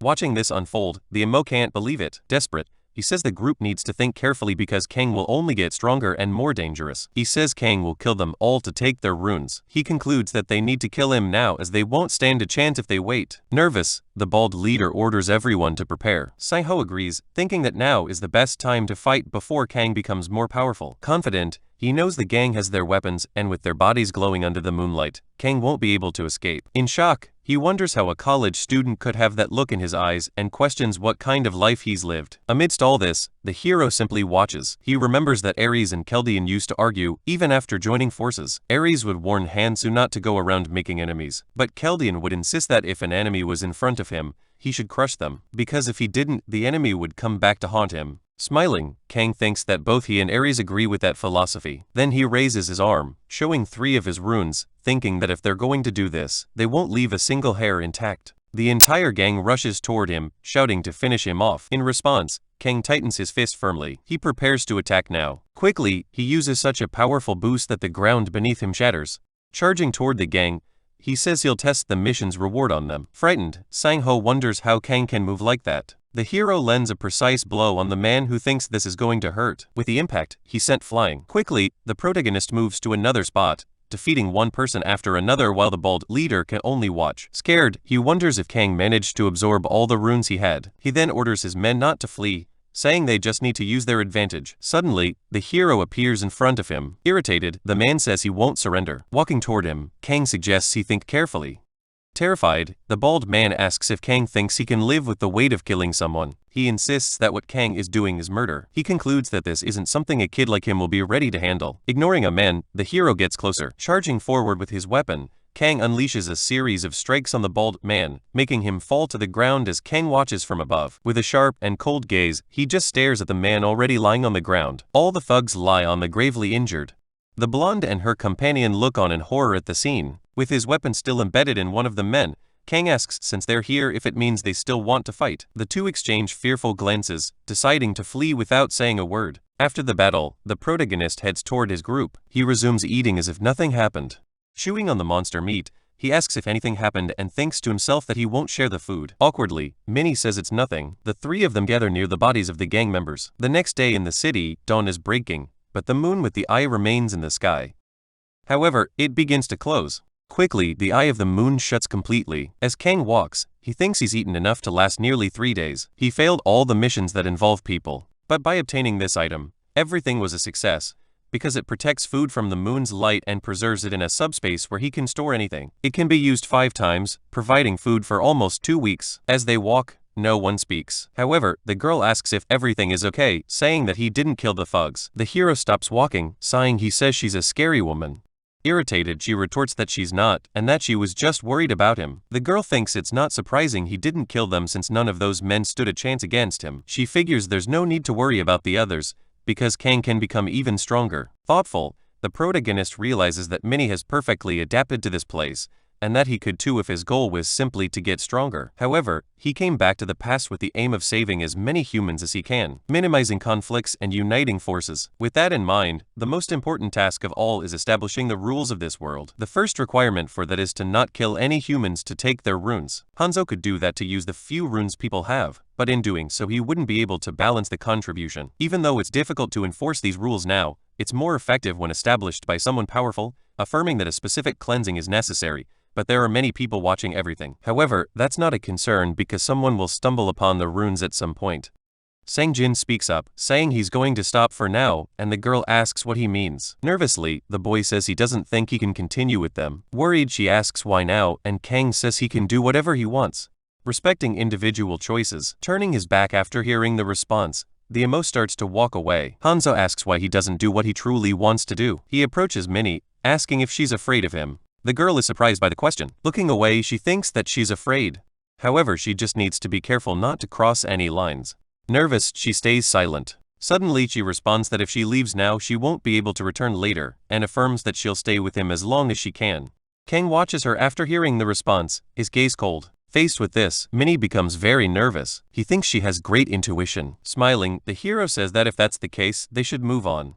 Sometime later, the two begin descending into some underground area. Meanwhile, at the old battlefield within the city, lying on the ground, Tao calls the men useless, saying they only know how to bark, and that it would have been better if they had died. Then he says Kang Hanzo made a mistake, because his minor wounds are already healing, and once he's fully healed, he'll kill them all and go after the protagonist. Crawling along the ground, he questions how they could have abandoned him, especially Minnie, but he stops crawling when he sees someone. It's Sang-jin, and Tao wonders why he's approaching now. However, he realizes this could be an opportunity. Excited, he asks Sang to help him up. The emo asks if Tao is talking to him, and irritated, the blonde asks if there's anyone else here and says they need to join forces, because this is also a chance for him to become stronger. In the background, the bald man mutters curses and T says he's already at death's door. The blonde tells Sang to kill the bald guy first while the boy approaches a knife, grabbing it eagerly. T says he did a good job, and as for the runes from killing the bald man, he'll give half to the emo. However, the blonde asks why Sang is coming toward him, but Sang grabs the bully by the collar and shocked.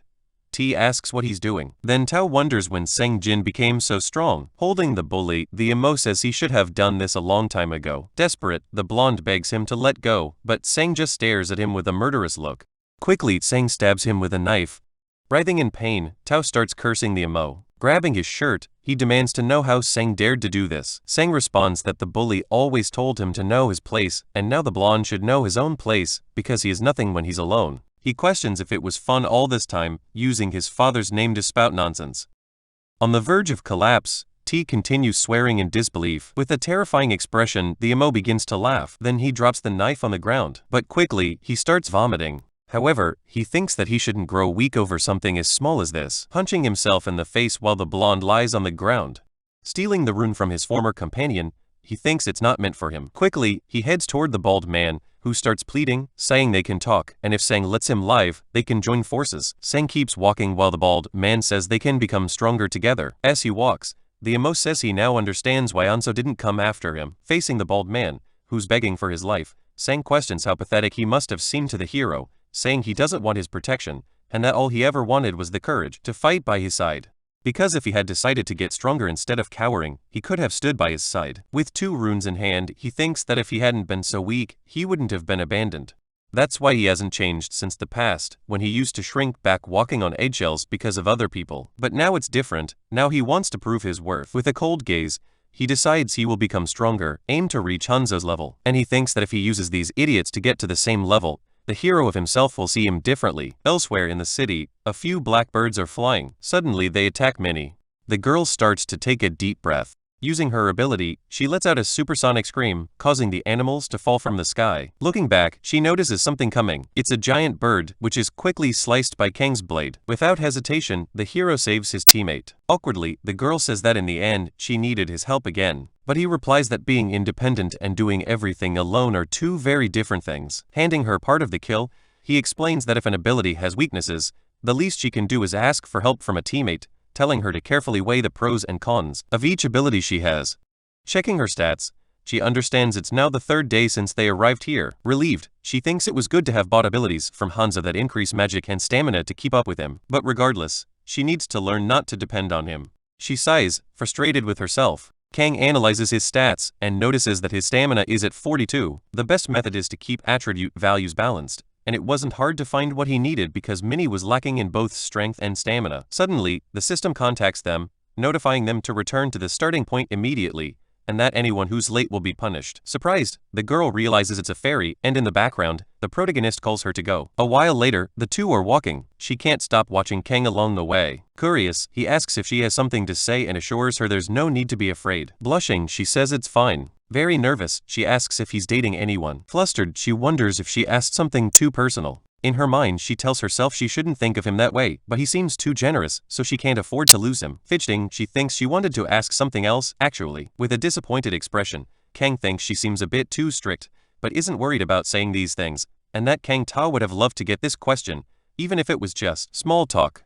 He recalls how the girl was trembling so much she couldn't even speak. Thinking of his beloved, he knows she's just someone he hasn't met yet, and he can't lose her again. He then responds that he doesn't remember. This answer makes her even more nervous. The 2 continue walking in silence. After a while, they arrive at a place where many people are gathered. Kang says he recognizes many of them, but the atmosphere feels strange. Suddenly, the little monster appears. Asking if all the travelers are present, it says that unfortunately, they gathered too quickly. It then gets straight to the point and says it has 2 pieces of good news. With a maniacal smile, the demon begins to speak. The first news is that if they survive for more than 3 days, it will leave this place. Cheerfully, it asks if that is incredible news and urges everyone to celebrate. However, everyone remains silent. This leaves the demon feeling awkward, and it asks if the cat got their tongues. Quickly, everyone starts clapping, and the demon says it's good they're happy. Waving a finger, it announces that now it will introduce the star of the event. It points to the palace they see, saying that this place will be the most important part of the event. This is the magic altar. Seeing the building, the girl is surprised and questions the name altar. Continuing the explanation, the demon says there's a little creature inside, a very cute one that's waiting for everyone. Opening its arms wide, it asks if introducing the little creature, it says this is the carnivorous beast, and they haven't fed it for an entire day, which shocks the people. Then it says the creature is dying to get out and play a little. With a sadistic grin, it explains that while the altar may seem amazing, it's weak and will soon break. If this little creature escapes, how many will survive? People look around, wondering if they'll have to face this monster if the altar breaks. Laughing, the demon says it's time for the second piece of good news. Lying on a pillow, it explains there's a way to make the beast sleep, and if it sleeps, It won't escape. Then it asks if anyone knows how to make it sleep, but everyone remains silent. Breaking the tension, it says these people are too boring. Changing its tone, it explains that the method is simple, and actually it's just 5 per day, explaining that they just need to sacrifice 5 people per day. Everyone is in shock, and the demon continues, saying there are only 3 days left, so they just need to feed it 3 times. 60 people will remain, and if they do this, a quarter of them will become the creature's dinner. The little monster says it's a take it or leave it situation, and for those who struggle, it shows something. A hologram of another monster appears. People are fleeing from it. The massive creature continues to devour them relentlessly. Unbothered, the demon explains that these are images from another tutorial zone where people decided to fight. At this, people start saying they have no chance against that thing,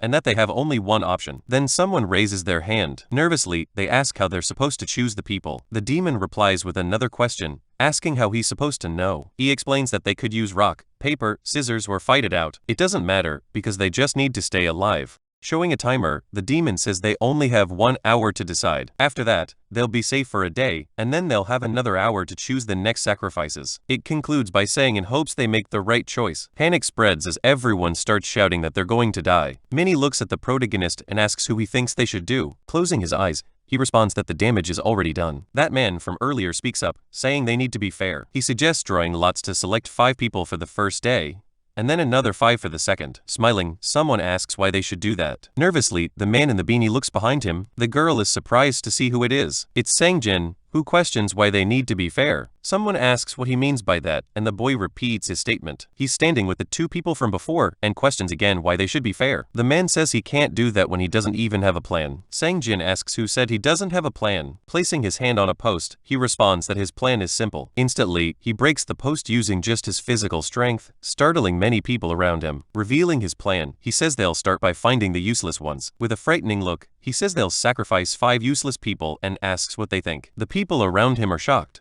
Looking at them, he thinks that everyone is focused on what he says, even though he only has 1 ability. Smiling, he thinks this is wonderful. He then says they can't overthink it, and that 100 people have already disappeared trying to fight the more experienced ones. He questions whether people understand that it will be difficult to do this alone. Perhaps everyone will have to fight as soon as they leave here, so they need to help each other. Looking at the man from before, he says they don't need useless people like him. Sang-jin, with a cold stare, asks if it's not obvious to sacrifice the weakest ones first. He then turns to Han-soo and asks what he thinks of this plan. In his mind, Sang-jin reflects that he's not the same anymore and wonders if Han-soo has noticed the change. He wants to help him, as he has no intention of being his enemy, because even in this hell he believes he can start over. But to do that, he needs Kang's help.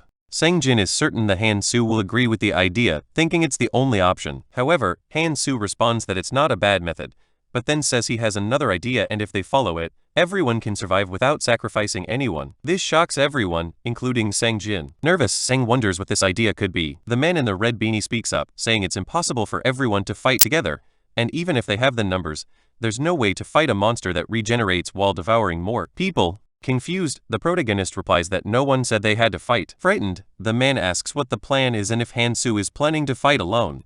Exuding confidence, Kang responds that yes, he will. This answer irritates the others. They question how he can fight that thing on his own. Suddenly, another man speaks up, saying they're not fighting goblins and if they don't defeat it within an hour, they'll all die. Pointing at the timer, he mentions they now have less than an hour left. In the background, Sang-jin remains silent. In his mind, he thinks he would have caught up to Han-soo by now. However, he's confronted with the protagonist's strength, which is already enough to face that giant monster. To his surprise, Han-soo mentions that he plans to fight the monster, but says it's going to be difficult, making Sang think he's asking for help. Excited, Sang asks if Han-soo is suggesting they fight together and that they can join forces. Annoyed, Kang says they never let him finish talking. This irritates Sang-jin, who becomes confused. He then asks what Han-soo's suggestion is. At that moment, Manny thinks he'll probably bring her along, but quickly realizes he would never do that. Finishing her thoughts, Kang says it's simple, explaining that if his strength and stamina increase by 30 each, he can fight the monster one-on-one. He then proposes something to the group if they give him their runes. Kang says he'll take responsibility and kill the monster. The people ask if only the ones chosen as sacrifices will give their runes and if it in his mind, Han-soo calculates that with strength and stamina at 100, agility and perception at 50. And using a manic mist cigarette, it will be possible. Having spent his entire life fighting in this place, he assumes the numbers will be the same, and if he does this, he'll get what he wants. The second hidden item in the chaos, something even Keldian, Ares, and Kangta couldn't obtain. The one who discovered it was the monarch of Clementine's wrath. Even with the perfect personality to succeed, he nearly died trying. So even if someone wants the hidden item, they need to become as strong as possible. Breaking the silence, Hansu says it doesn't matter who gives the runes, and once he reaches the right numbers, he'll enter the altar immediately. He explains that delaying this won't help anyone. Nervous, the bald man says the weaklings will never have enough runes, and if they did, they'd be much stronger. Irritated, he demands the runes from the people and suggests they hold a lottery if they can't decide. However, someone calls him selfish, catching his attention, and he angrily asks what they said. A muscular man with long hair speaks up, saying the bald guy would be the first to be thrown on the altar if they were following the weakest first rule, questioning why they should give up their runes. He explains that the gap between the first and last place is huge. Staring down the bald man, he asks if the reason is that he has too few runes. Smiling, he says it's obvious the bald man is weak and would only try to run away. Irritated, the bald man demands to know who the muscular man thinks he is to talk to him like that. But the long-haired man warns him not to show his claws or he'll break every bone in his body.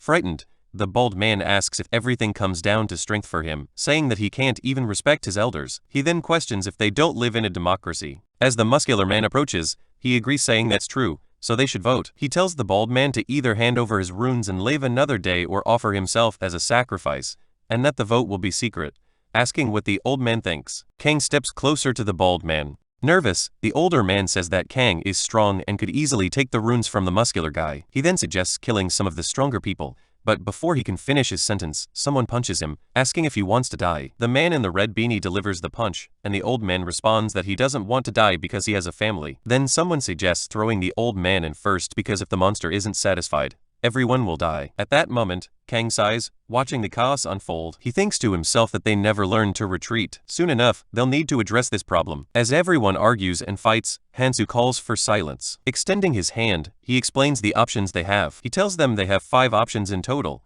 and this is the ranking of the weakest here. In the background, someone exclaims that this is impossible. People shout, asking if Kang is suggesting they all sacrifice themselves. They curse at him while the hero simply smiles, exuding confidence. Time passes, and now less than 30 minutes remain before the event begins. Minnie stands alone in front of the altar, staring at it, unsure of what to do. Suddenly, Sang-jin appears, telling her that if she's going to act like this, she should go with him. He says Kang might allow her to join him. Blushing, she asks if he even knows how Hansu operates. The emo becomes frustrated with this response. The girl admits she wanted to go with Hansu, yes, but she can't just follow him aimlessly. At that moment, Sang realizes that he would be left behind no matter what and asks if she'll wait for him.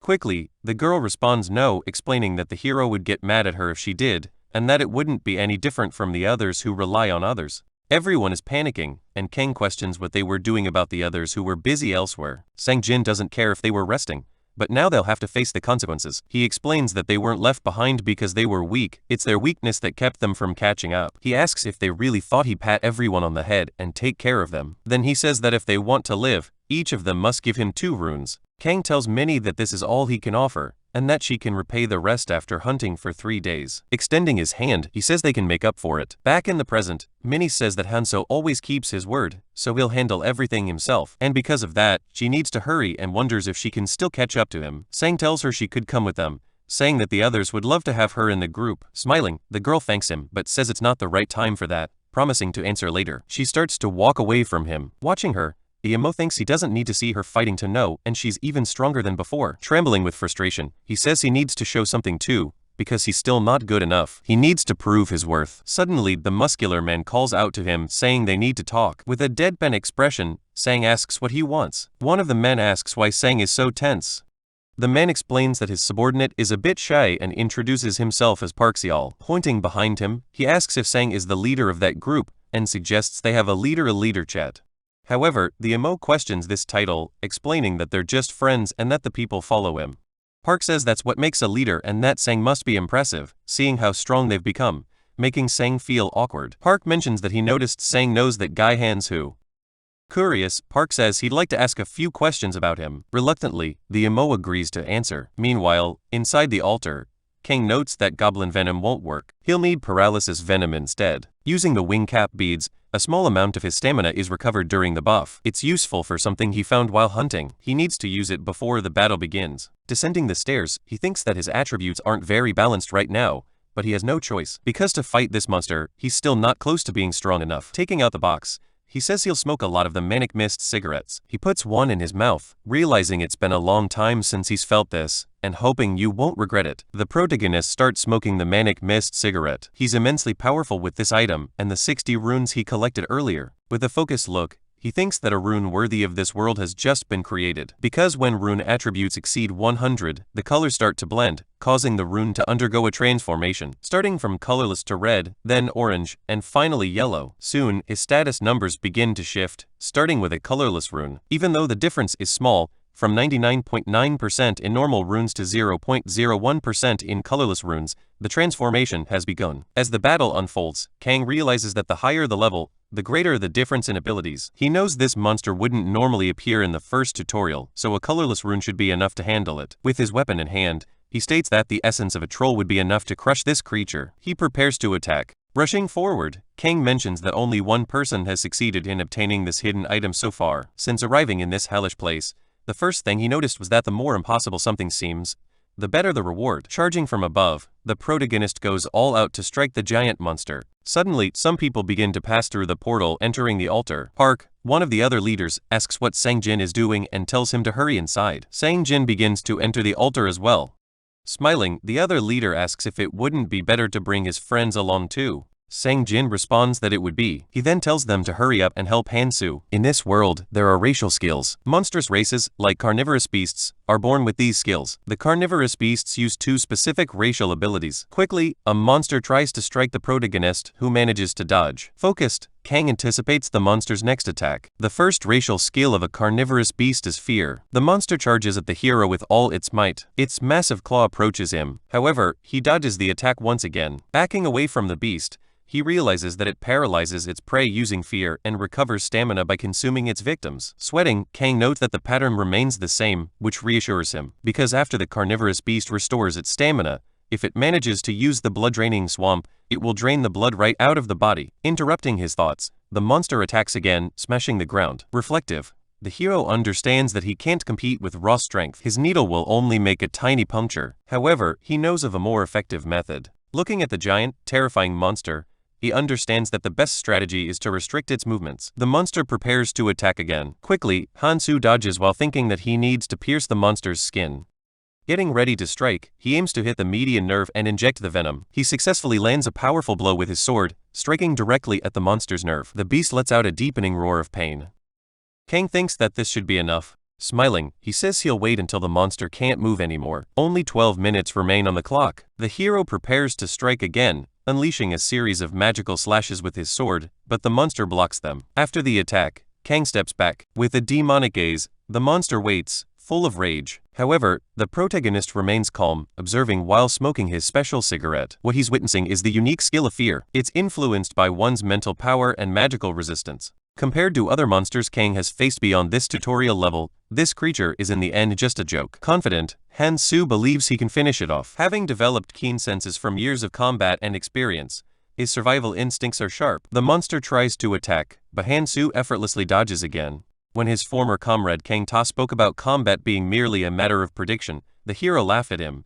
But now he understands what he meant. He can predict the monster's next move. He knows where it will move and where it will strike, allowing him to dodge again. Even with this ability to anticipate the monster's attacks, it's still not easy. Han-soo admits that without increasing his stamina and strength, he wouldn't have been able to attack and evade the monster. Either way, fighting inside the altar was the right decision, considering the amount of time left and the limited resources. The other group watches and realizes that the hero can't be underestimated. The long-haired man comments that he can't believe what he's seeing, while his leader laughs, saying Kang looks pretty relaxed.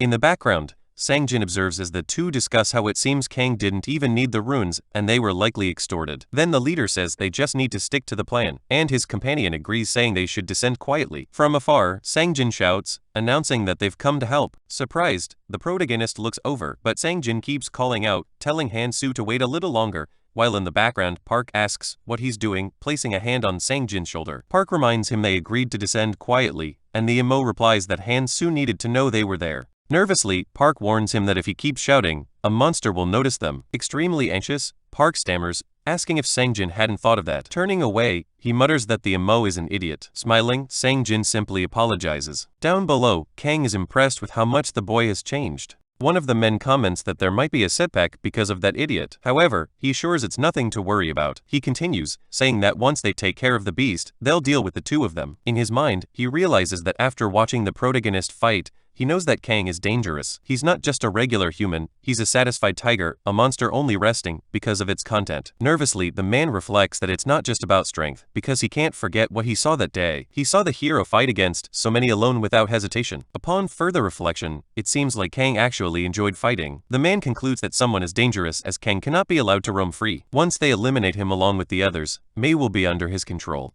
Breaking the silence, the man orders his subordinate to go down and see what's happening. At this rate, there won't be anything left to worry about as the beast's movements are slowing down. Worried, Jin watches the group's conversation from a distance. Suddenly, he begins smiling to himself. Suspicious, the long-haired man comments that the idiot has gone quiet for a reason.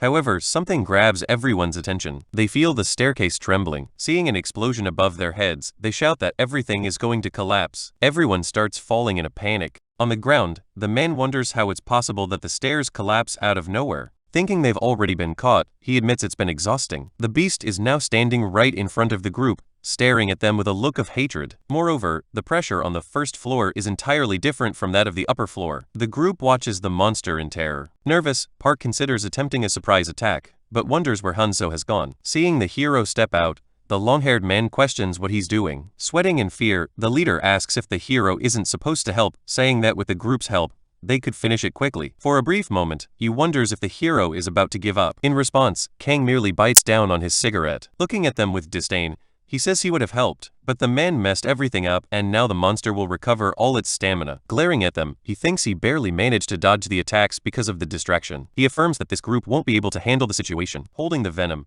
he reflects that once the beast devours the group, it'll be difficult to find it again. He'll have to prepare for another attempt. Climbing the stairs, he tells the man to try handling it on his own if he wants. From below, the men shout, asking if he's really going to run away. In shock, the long-haired man comments that it seems like Kang forgot about his friend. Angry, he suggests using the emo as bait and asks where he is. Speaking up, the boy asks who they're looking for. Smiling menacingly, he says he thought everyone had fallen after the explosion. In his mind, the man realizes that this is why the boy had been so quiet and understands that he destroyed the staircase on purpose. Glaring with hatred, he vows to kill him. Mocking him, Jin tells him to go ahead and bets he won't have time for that. Because the monster is salivating, waiting for them to freeze in fear. The monster, ravenous, salivates while observing the group. The man notices that the creature is enjoying the situation. But the leader says that if the beast recovers its stamina, the hero will be at a disadvantage. Extremely nervous, he yells that if the hero abandons them, things will only get worse for him. He thinks they need to cooperate with the hero in order to survive. Breaking expectations, the protagonist says they don't need to worry about the monster or the stairs and asks if they didn't come here to sacrifice themselves. Confused, the man doesn't understand what Kang means by this. The entire group starts trembling in fear. They remember what the little demon said about sacrificing 5 people per day, and that only 5 are needed daily to feed the monster. The creature's mouth is already dangerously close to everyone. Suddenly, the monster devours the entire group, while the hero watches from a distance, stating that he has paid his tribute to the spirit of sacrifice. Afterward, he begins walking back into the altar. Approaching the emo, Kang asks why he did it. Saying he knew about the plan to bring those people on purpose, he warns Jin to be careful with his words. But the boy simply responds that he finally understands. He then starts laughing like a madman. With a cold stare, he says that now he knows how to be useful. Changing his expression, he asks Hanzo to use him. The protagonist stares at him coldly. Then Kang asks why he should do that, but the boy replies that it's because he knows Hanzo has a different goal from the others, which leaves the hero in silence. The boy continues, saying that Hanzo always sees beyond the surface and takes action without hesitation. Despite attacking everyone with overwhelming force, Jin observes that in the end, Hanzo didn't kill any of them, even though it could hurt him later. Even when the altar appeared, no matter what the others said, Hanzo could have easily taken them out with his strength, but he didn't.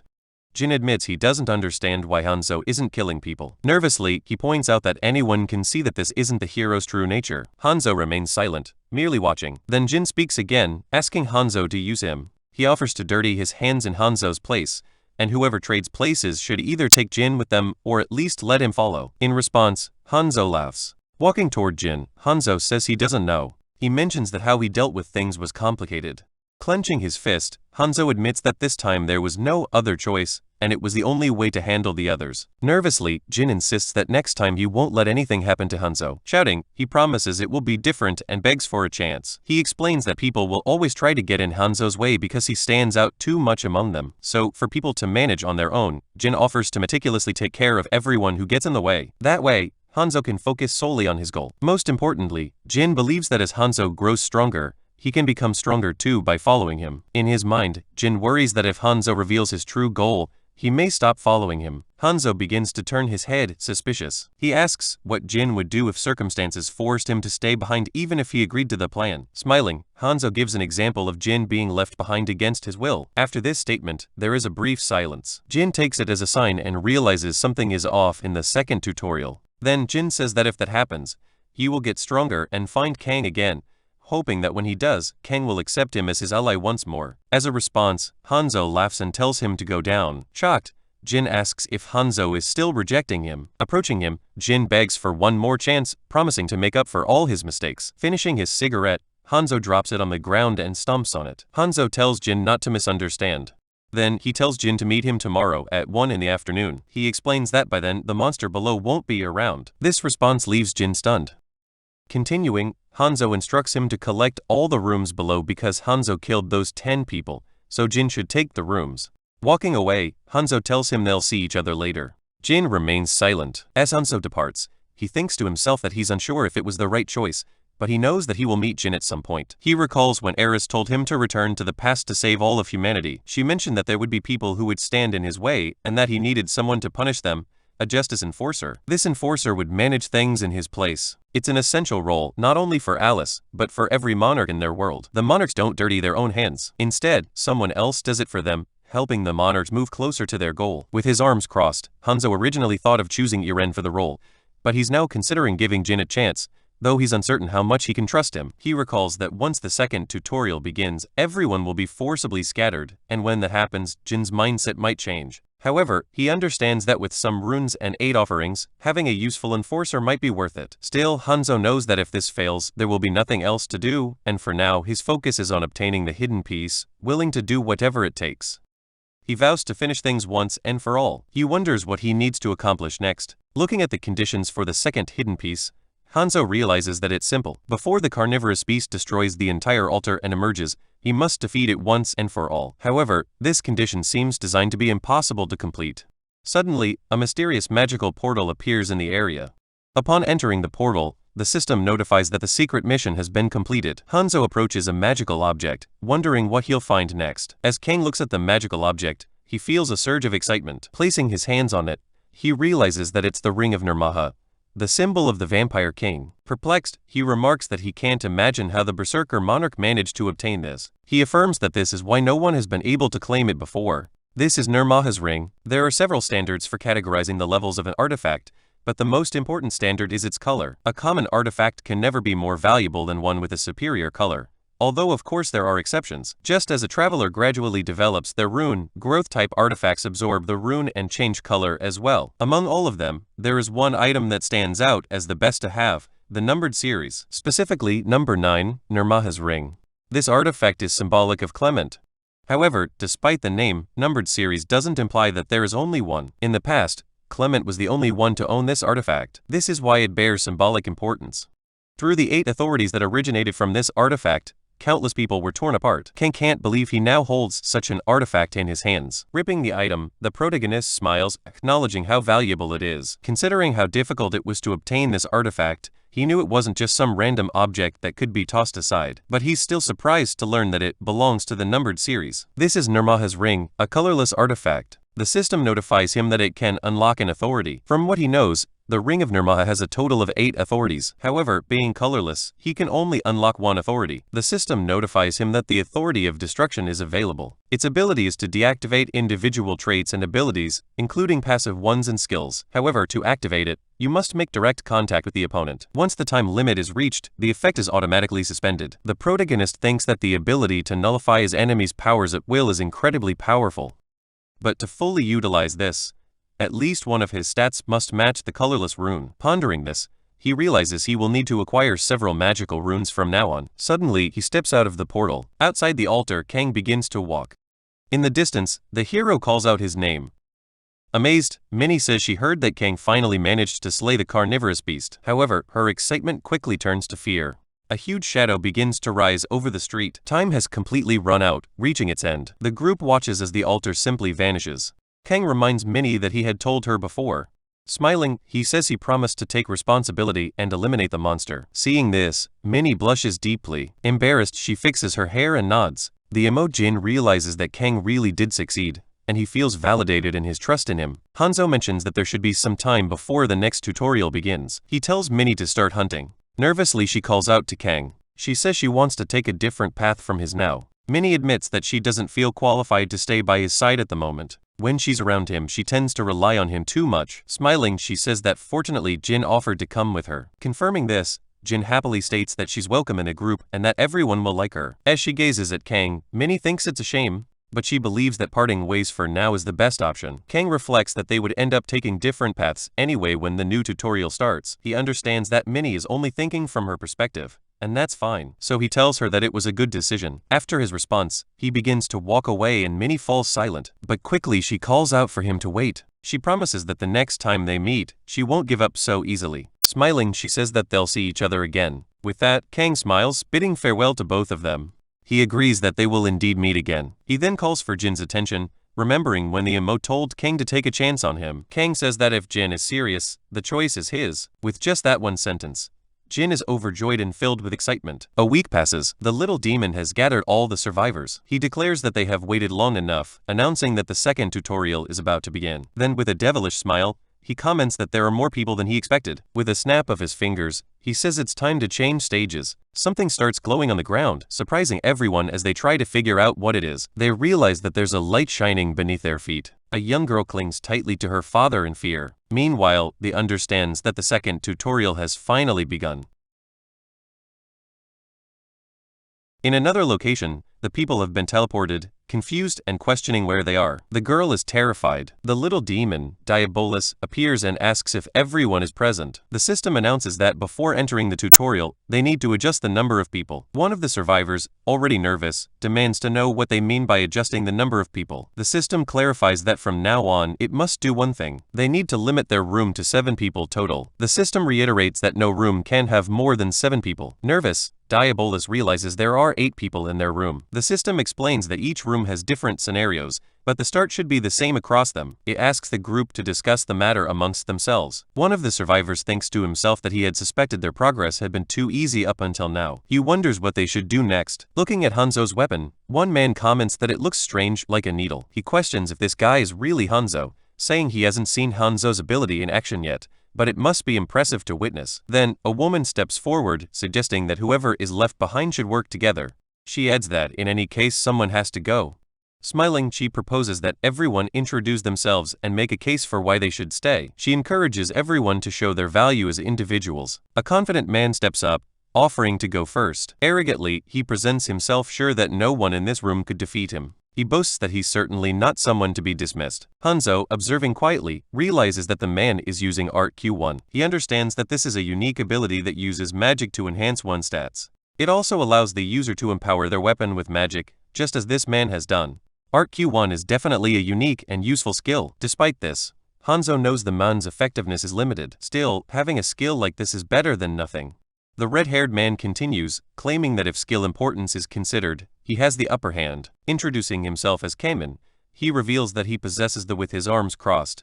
Another man introduces himself as a combat expert. Frightened, one of the survivors panics, saying they shouldn't kill anyone. Plead him for an exception because they are a family. After this, the room falls into silence. The confident man turns to the woman who first suggested the idea of introductions and challenges her to lead by example. Blushing, the girl introduces herself as Jimin. She nervously announces that she'll now demonstrate her ability. The blonde-haired man, trembling, asks why she's getting so close to him. Seeing her approach with a menacing gaze, he warns her that she'll regret coming at him so boldly. Suddenly, something strikes him. Jimin uses her ability, stabbing the man in the back. Everyone in the room is shocked. Even the man with his family watches in horror. After defeating the blonde man, Jimin collects his runes, grinning and calling herself lucky. Embarrassed, she admits she wasn't sure she would get the rune but plans to take the skill. Smiling, she offers to split the remaining runes with the others. One of the survivors realizes she's completely unhinged and mentally notes that they need to be cautious around her. In the background, Hanzo sighs, watching everything unfold. He reflects that, thanks to someone who didn't know how to handle a better ability, everything has become easier. He understands that the people who died in the past are now present, and thus the entire flow has changed. Smiling, Hanzo knows things are progressing in an interesting direction. Suddenly, the little demon appears, commenting that this rune reached 7 people faster than the others. Now, the demon says it's time for the explanation. He declares that he will first show them something. Unveiling a surreal landscape, he explains that this is the path of ascension.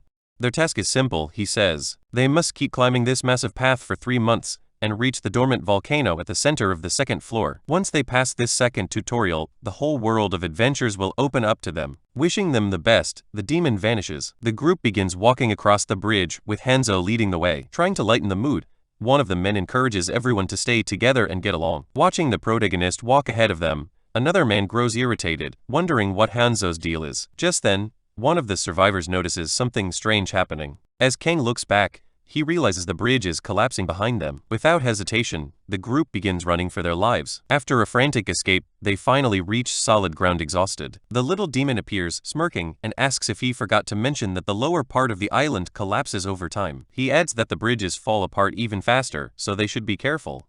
Frustrated, the group realizes this is something the demon should have said from the start. In the background, the combatant asks the hero where he's going. Annoyed, he curses Hanzo, calling him antisocial. The crazy woman, Jimin, suggests they follow Hanzo, saying that he seems confident and likely knows where to go. The entire group begins to trail behind Kang. They pass through a dense forest.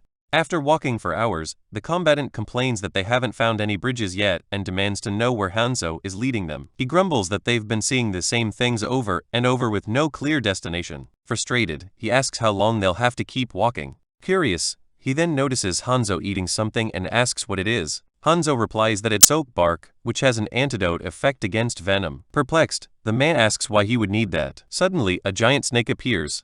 Reacting quickly, Hanzo grabs the man by the shirt and throws him to the ground, saving him from the snake's strike.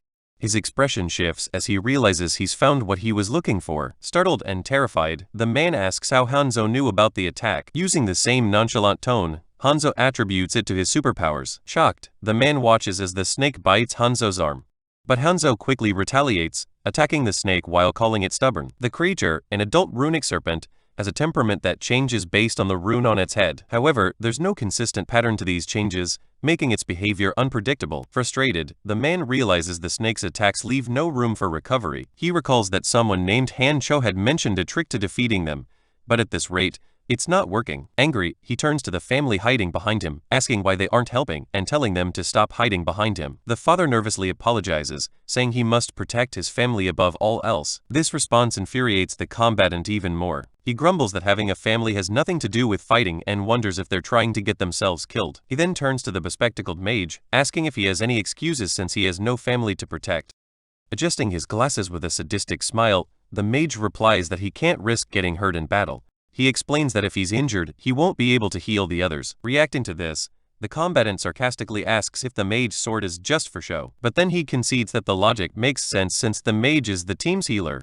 The mage smugly reminds the group that his healing comes at the cost of 3 strength runes. Hearing this, the combatant is left speechless. Shayna turns to the combatant, asking what he plans to do. Sad and frustrated, he walks through the grass, wondering if he's the only one who finds this situation unbearable. The bespectacled mage taunts him, urging him to charge ahead.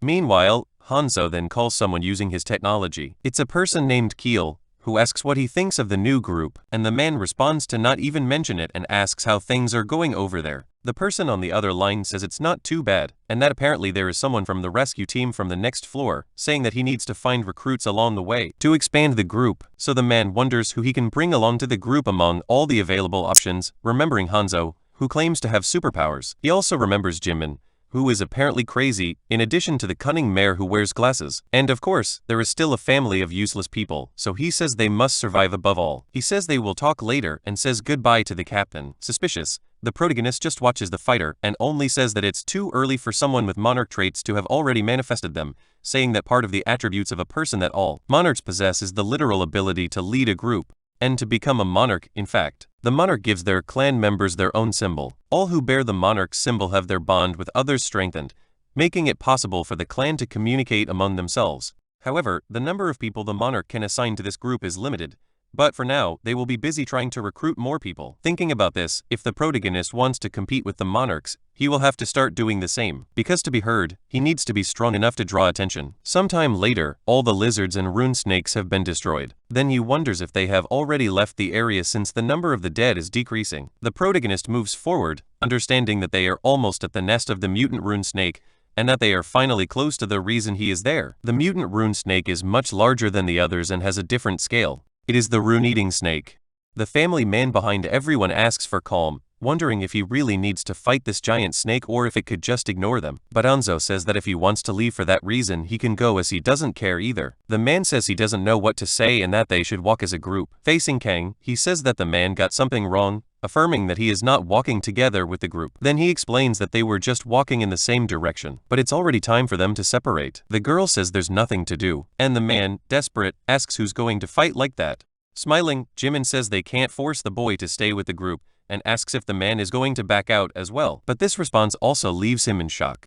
Then he says for them to continue. The fighter is curious about Kang's decision, thinking he understands that he heard the hero is stubborn, but he can't abandon him this way. The doctor asks him why he is standing still, saying that if he is thinking of bringing the boy to the group, he might as well forget it. Sighing, he responds that all this time he was the only one not healed by him, and that people like the hero don't listen to others. From what he analyzes, he's also not the type that will live for long. Hanzo thinks it's a pity for such a talented person, but there's no other way. Fighting with the protagonist, the giant snake tries to strike him. Then he tries to dodge but when he removes the agility rune, it attacks. Quickly, he charges at the creature, attacking it with his powerful mule, realizing that it is stronger and faster than the scaled snake he faced in the previous tutorial. However, it's nowhere near the carnivorous beast. Analyzing the fight, the hero understands that when he attacks the snake, it switches to the resistance rune, weakening the damage. Understanding that if he takes more time, he won't be at a disadvantage, but it's going to be a hassle to deal with this situation. Stating that defeating this creature will be simple, since he just needs to focus on the trees in the center of the clearing, which are shaped like a nest, so you must ignore the snake and first attack that place, because that way, instinctively, it will ignore its own defense to protect the nest. Running from the snake towards the nest, he understands that it works. However, he suddenly stops running, attacking the giant snake with multiple strikes with his needle. Happy, he says he got his hands on it faster than he imagined. The reward is the egg of the rune-eating snake. The egg is in his hands, he holds the egg of the rune-eating snake and the rune he just took. The egg then begins to hatch more intensely, and some living being emerges from within it. It is a young rune-eating snake. It eats the runes and spits them out immediately. Curiously, this young snake eats 3 random runes and spits out 2 chosen by the owner, so you need to give it 3 to receive 2. Then he says that she can get all the runes she wants, but getting the runes he needs is much more important. Understanding that for now, he should focus on increasing his magical and physical resistance, telling the little snake that now she can rest. And with that, he has achieved his goal, having to soon leave this place. The child asks his father where they are going, and he tells him not to make noise. Looking at the map, he realizes that it's not showing the structures in much detail, and that they can't move without thinking when they don't know who might be out there, wondering where they will be safe on this island. Irritated, he thinks about what would have happened if he hadn't been abandoned by the others. Your wife says she heard something coming from the bush. Trembling, he spreads his arms, questioning whether it's a monster or another person. But who emerges from the bush is Kang Hansu. He asks what the family is doing in this place. Nervous, the man asks if he was eating the monster he went to fight. Quickly, Kang responds that he killed the monster. In shock, the man questions if he really killed it and that he came back with only a scratch, since it hasn't been that long since they separated. Then the hero asks where the others from the group are. With that, the man starts telling the whole story. Going back a little in time, his family had been abandoned by the group. The man said it was very dangerous for them to separate, and that they shouldn't do it. But the commander sighed, estimating that the man's plan was just to relax while they did everything. Jimin agreed with the fighter, saying that they lost one of the best, and that it was annoying to take care of people like them. The doctor said you should stick with whoever was stronger. Irritated, the man remembers this and says they separated, and that they even blocked the path so they couldn't follow them. Muttering about how they are idiots, and how they were despised, the family man asks Hansu where he is going, and the boy replies that they need to walk because they have already lost too much time. But Wake tells her husband that they should also go, so the family begins to follow the protagonist. Turning around, he asks what they are doing. Nervous, the man says that the hero himself said he was never with them, and says that this family is just making their own way. Ignoring response, he thinks he is very straightforward. Then he tells them to do as they please, because he will fight alone anyway. A little while later, he is already annihilating some wild monsters, saying it's very difficult, but because of that, his attributes are getting better and better. After that, he puts his young little snake on the ground to grab the rune, and considers it a good decision to focus on increasing his resistances first before anything else. The snake is eating the life rune of the moment, humming. His attributes are rising a lot, especially his resistances. The hero stares at the knife, thinking about cooking something with the rest of the monsters. The daughter blushes and is very excited to see that Kang is getting stronger and that it's amazing. Then she wonders if they should also fight, but her father says there is no need for that, and that just being together is already like a blessing from the gods. So they just need to find a safe place to stay. Then they decide to follow the protagonist. The three of them are running after him, trying to keep up. The girl wonders where he is going now. Then she notices he is entering a tunnel. He is moving forward, fully focused on the tunnel, while the family is also following him, but they are a little scared. Seeing other people along the tunnel, he wonders if this is where they were supposed to get all along. The man is very happy that they reached this place without any problems and for still being alive, and the family is also excited along with him. Noticing the arrival of the family, the man looks back and also sees that the protagonist has arrived. Seeing that he returned alive without any injuries, surprisingly, the little devil approaches the family man, saying that he is making a lot of noise even though he arrived late. Then, he says he will close the door since they were the last to arrive. Closing the door at an instant, he scares the whole family. Snapping his fingers with a sadistic smile, he says the large-scale event will now begin, welcoming everyone to the first layer of the first floor. That 75 people remain, which is very good, pointing out that, luckily, they didn't have many casualties along the way. Then he says this event is special. It's a battle for tokens. A system screen appears for all participants. The little devil explains that they need to use the tokens to move, and that the goal is to get out of there from the collapsing first floor to go to another island. He also says it's obvious that some islands are full of monsters and surrounded by lava, but if they are lucky, they might end up on a central or southern island, which have many treasures. Excited, he says that everyone would want to go to these easier islands with treasures, but that way it wouldn't be fun, so there will be some rules. The capacity of the boats is only 3 people, and they need at least 3 tokens to board. However, if 3 people use 3 tokens, they will be randomly separated to different islands, whether on a central island or farther away. If 2 people use 3 tokens, they can go together, but they cannot choose their destination. However, if someone uses all 3 tokens, they can go wherever they want. Everyone is frightened except our hero. Smiling talks about sympathy, and in his mind, he understands that she was the last one, and all who could have ascended are already gone, leaving only 1 boat. With a map in hand, he says that the islands farthest from the center are all collapsing, and that the difficulty of each island will vary greatly. Therefore, the more advantageous the position, the better. He says there are about 30 minutes left before the entire first floor collapses, and that they have a total of 25 boats scattered around the crater. With a very sadistic smile, he tells them to start, and that they need to survive, no matter how. Because this way, it's even more fun. Soon, chaos begins as people start shouting at each other to give up their tokens. Irritated, they start fighting, saying not to be left behind. Someone tells Hanzo that this is the beginning of inevitable chaos,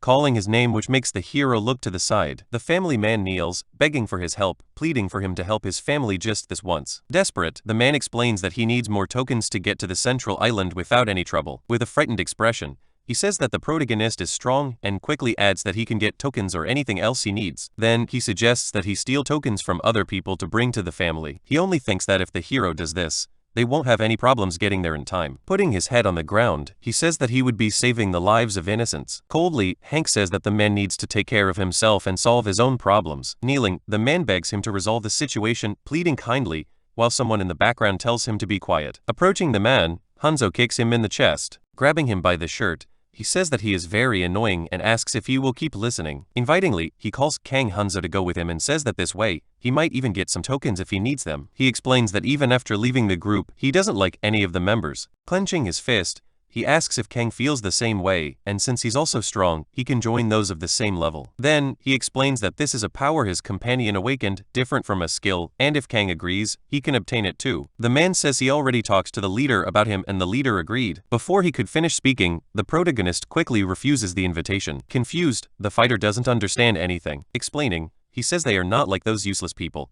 and that he doesn't understand the real value of having a clan. Persistently, the protagonist says he knows very well what it means to have a clan, remembering the bonds he had in the past with other people. But this time, he will not be subordinate to anyone because this time he would end up distracted from his own goal. Hankiel then says there's no other option, throwing token on the ground. He then explains that he stole the token from that pathetic man, concluding that it's a shame, but that he also can't always do what he wants. Excited, he says he'll meet up with the others on the central island, so he can consider this an early gift, but in his thoughts, Kang says it's a useless effort because it doesn't matter at the moment. The blonde man approaches, saying there's a token under him, and another says that if he doesn't take it, it's up to him to grab it. Quickly, several people head toward the token on the ground. One ends up grabbing the token first, but they start fighting amongst themselves to see who will keep the token in the end. One of the men goes with a knife toward the girl's father, who begs not to be killed. The man with the knife grabs the girl by her coat, saying they're a family and that he'll give her a dignified death. Then everyone starts screaming in an endless chaos, thinking that this family was placed there to watch a show from the beginning, and that no matter how much effort they put into the situation they are in, even their death is planned in this place. Jimin catches the protagonist's attention, asking why he refused Hankyul's offer earlier. He responds that he has other reasons, and asks why she wants to know. With a scary smile, she says she also has a proposal for the hero, showing that she belongs to a clan, and tells him to come with her.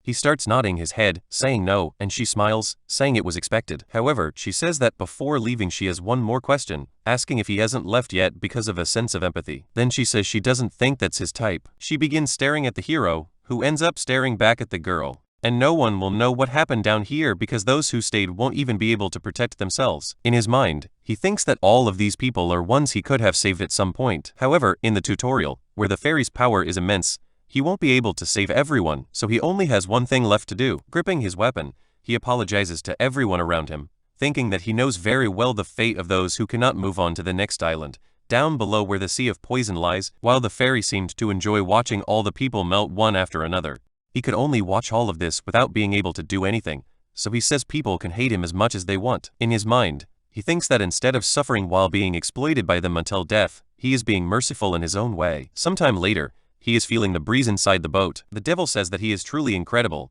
that he didn't expect him to do that, but regrets the fact that it was too easy. Laughing a lot, he says that Kang is a rising star and doesn't need to worry because he won't go gossiping about it. With a sadistic smile, he says he will be waiting for him up ahead. Reflectively, Kang thinks that he won't regret it, and that he didn't come back to save everyone, but to win as quickly as possible. He cannot falter, affirming that he must keep moving forward. His next goal is the central island. The system notifies that all 1921 travelers who arrived are very welcome to the land of opportunities, known as the Central Island. There are a total of 3 important things on the Central Island. The first is to defend the castle that holds the crystal. The second is to grow stronger through the underground dungeon, the only dungeon in this region. And the last is that the monster wave is coming, so you need to protect yourself. The archers are trying to destroy the undead wielding swords in a fierce battle between them all.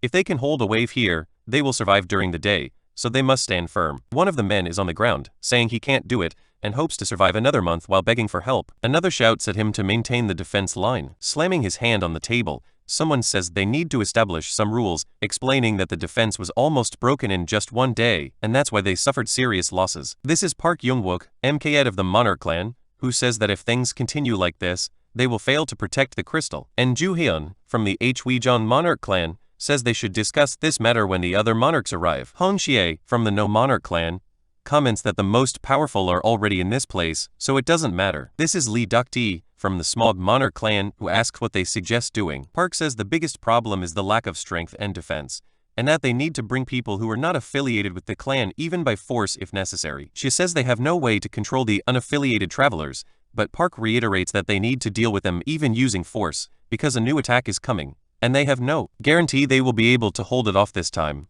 Then the red hair asks if the clan alliance did any recruiting, and that by combining their forces with the outsiders, they could guarantee they would defend themselves. However, the man says they need to consider the number of people going to the underground dungeons because it's a serious problem, since this caused them to grow in numbers, and now they almost have the same number of members as the clan alliance. These gathered people formed a ridiculous group calling themselves the Basement Alliance, and when they started taking action, they were already beyond the control of the clan alliance. So he asks how the clan alliance, a group focused on defense, could deal with these people, suggesting that they send the Force Line clan to the front to the dungeon first. One of the monarchs intervenes, saying that if this is the plan, the smaller clans should go ahead to minimize losses.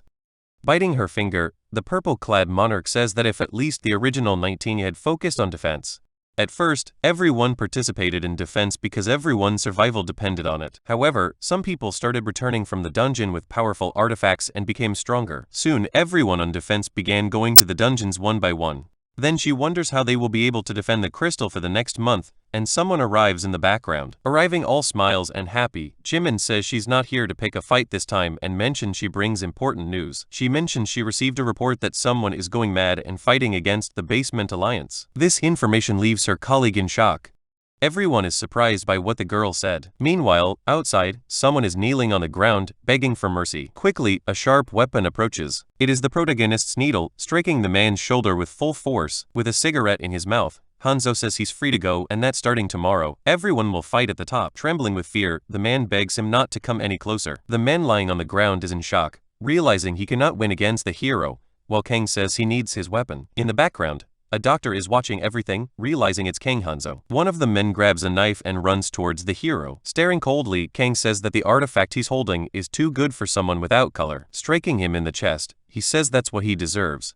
Trembling with the knife in his hand, the bald man wonders if the knife's ability has disappeared because it's not penetrating. In response, Hanzo says that now it's his turn. He strikes the bald man with full force. Then the hero states that it's tiring to fight him while trying not to kill him, and that it's inevitable because in the end, he's a valuable resource. Smirking sarcastically, he says there's only one more, but that should be enough. The clan alliance quickly arrives at the scene, shocked, wondering who this person is. In their minds, they understand this is the boy Hanzo had mentioned. With his arms crossed, Kang says that the basement clan and the clan alliance will unite starting tomorrow, alternating between hunting and defense, and if anyone has a different opinion, they should speak up. Then he explains that people cannot be commanded without this characteristic anyway. At this point, he asks him to gather as many useful people as possible and have them join his clan. He assures that the people outside will follow all his commands. However, one of the clan leaders realizes that this will only benefit the hero, not them. She wonders what he truly wants. Monarch Lee looks at the girl, questioning what she wants as well. Smiling, the monarch says that someone like the hero, who just arrived and is already causing trouble,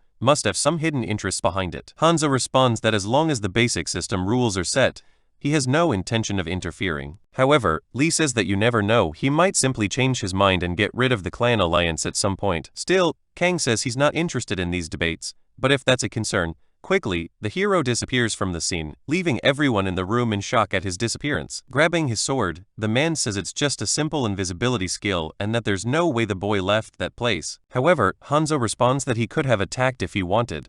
Appearing behind the arrogant monarch, placing a knife close to his neck, the man realizes that it wasn't just a simple trick, but rather a dragon that was confusing his senses. Nervously, the man can't believe he fell for something like this so easily. Then the boy says he got a new item before coming here to join the current trend. Guards quickly arrive at the hall, but Kang says he has no intention of being hostile toward them, telling everyone to do their best according to their positions, stating that's all he wants, nothing more. As he leaves the hall, he thinks that they've all been against each other the whole time, and it will be difficult to unite their forces, but there's still time to go easy on them. Then he thinks that this is just the beginning and that something else is coming next.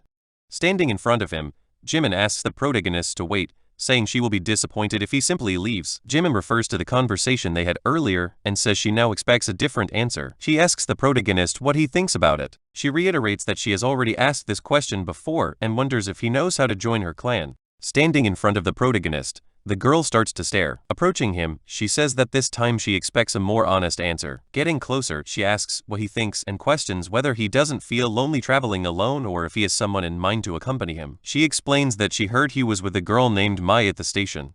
Observing the protagonist, she understands that he's unresponsive, so she can consider that a no. Being overly friendly, she says it's all good and that it would be great if they could join her clan.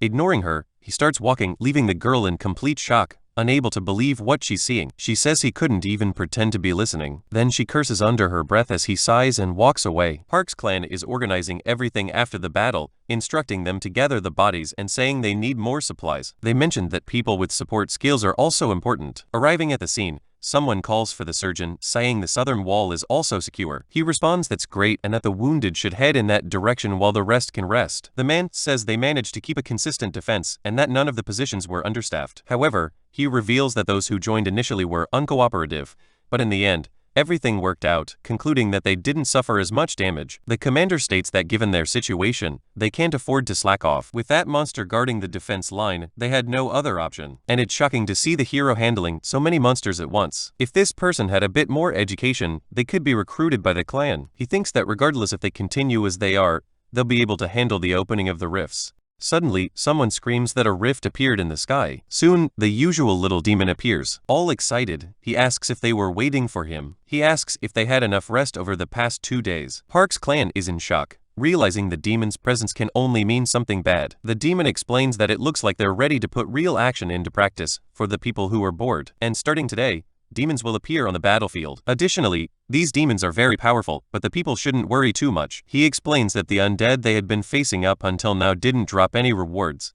However, by killing a demon, many crystals will drop. The creature says this is a great opportunity for everyone there, because they can exchange these crystals for some incredible artifacts that are exclusive to this location's shop. Moreover, they can also exchange the crystals for something else, which are tickets to escape the current location. He questions whether they want to escape as quickly as possible. Talking in parallel, 2 men understand that by using the crystals, they can escape, and up to 5 people can leave together. The demon concludes, saying they better start collecting crystals. Suddenly, a red portal opens in the sky. A monstrous claw begins to emerge from the portal. It's a giant monster with red eyes and teeth. He is a hulking monster who starts laughing frenetically on his arrival. People scream that he's coming their way. The monster begins walking with a hateful glare. Everyone is terrified, saying someone needs to go forward to see what the monster is like.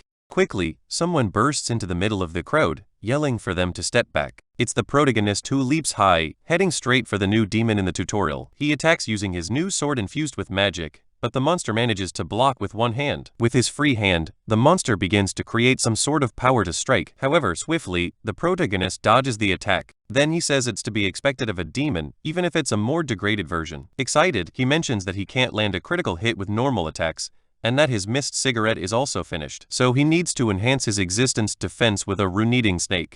However, he realizes his attack power is not enough to defeat it. For now, he will need to make good use of the artifacts he obtained in the dungeon, using the rogue's lightweight boots, which increase the user's movement speed for a total of 1 minute. Deciding to attack it with speed, wearing the boots, he quickly charges toward the monster and jumps behind it. Apparently, the demon won't be able to react in time. However, reflexively, the demon manages to defend anyway. Kang starts landing several consecutive strikes, but all are blocked by the creature. He is extremely serious in this battle because he cannot afford to be defeated. Without losing his composure, he manages to land a direct hit on the torso. This enrages the demon, who unleashes a black shockwave.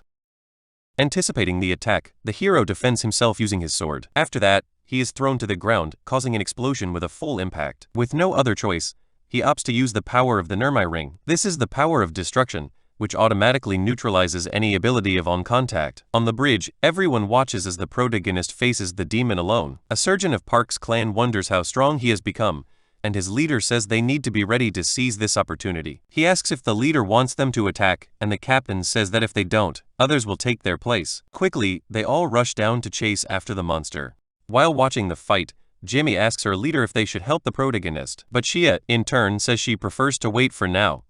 The woman states that she wants to see Kang's capabilities at the moment. Meanwhile, he is battling the demon. Several people are surrounding him. Mockingly, he thinks about how shameless these people are, and that the demon could use his racial ability at any moment. He cannot afford to be distracted by the people around him. The demon is at least 5 times the size of the protagonist, yet he remains unfazed, wondering why the demon hasn't used its ability yet. Demons have vastly different racial abilities depending on the individual, making them unpredictable. So the question is why the demon hasn't used its racial ability up to this point, wondering if it's a creature that utilizes area attacks. Suddenly, the demon begins to build up its attack. Kang yells for everyone to back off because they cannot handle this demon. The medic says he has a bad feeling about this, and asks if they should retreat for now, but his colleague says they need to stay close to land the final blow. With a demonic smile, the monster prepares to attack. Using its racial ability, Infernal World, it smashes the ground and causes fire to erupt. In the background, a random person with a glowing shield says that these flames are no match for his new artifact. Obsessed, he says he only needs to land the final blow and the rewards will be all his. However, many flames rise around him. Everyone starts running. They all flee as the mammoth's shield is killed by the flames. Though everyone is running away at the same time, Kang stands still, waiting for the attack. He begins to activate the ability of his ring, saying that he will try to use the full power of the artifact right now. Attacking the flames directly, he uses his authority destruction ability with his sword. Then people are in shock, wondering if the flames were extinguished just by the hero's attack. The strike was strong enough to crack the ground. People remark that he's a tough one. In his mind, the protagonist states that he is the only person who can fight the demon, because he is the only one who can match this power. Suddenly, the monster charges at him. The two of them are fighting engulfed in flames. In the background, the red-haired clan leader watches, wondering if the person he's seeing is truly a traveler like all of them, because surely they started off as equals. However, the power gap between them is enormous.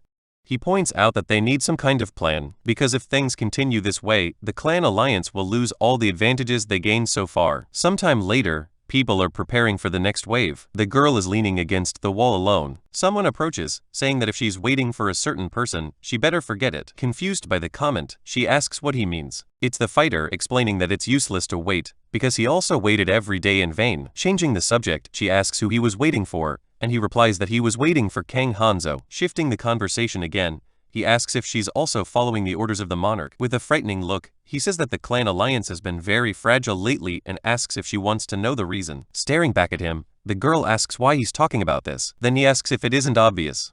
Suddenly, the man turns to the other side and she asks what's wrong with him.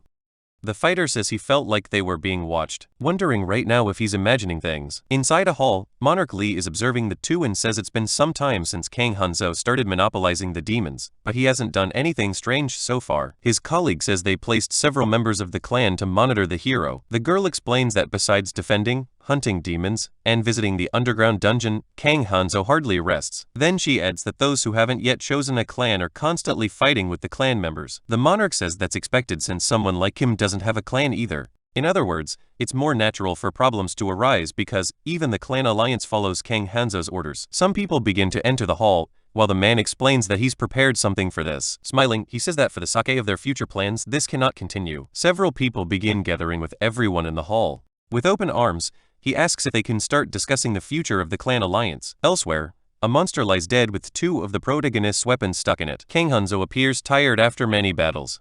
Throwing his needle to the ground, he says it's useless at this point. Sweating profusely and exhausted, he says that with this, the total is 60 and can finally get the top-tier artifacts sold in the crystal shop. Because most of these artifacts are exclusive to clans and have great effects. However, if the crystals fall into the hands of the clans, it will definitely lead to disputes. So, he needs to nip this in the bud now. Observing, he says he has another, larger objective as well. Then the system notifies the exchange of 60 crystals. He comments that he can use most weapons, but it's better to use those he's already more familiar with. So, he decides to purchase the weapon judgment of Kratos. Excited, he says this weapon will make his fights much easier from now on. Spitting the shame at the sight, Kang Hanzo is very pleased. He wonders why not test the weapon now.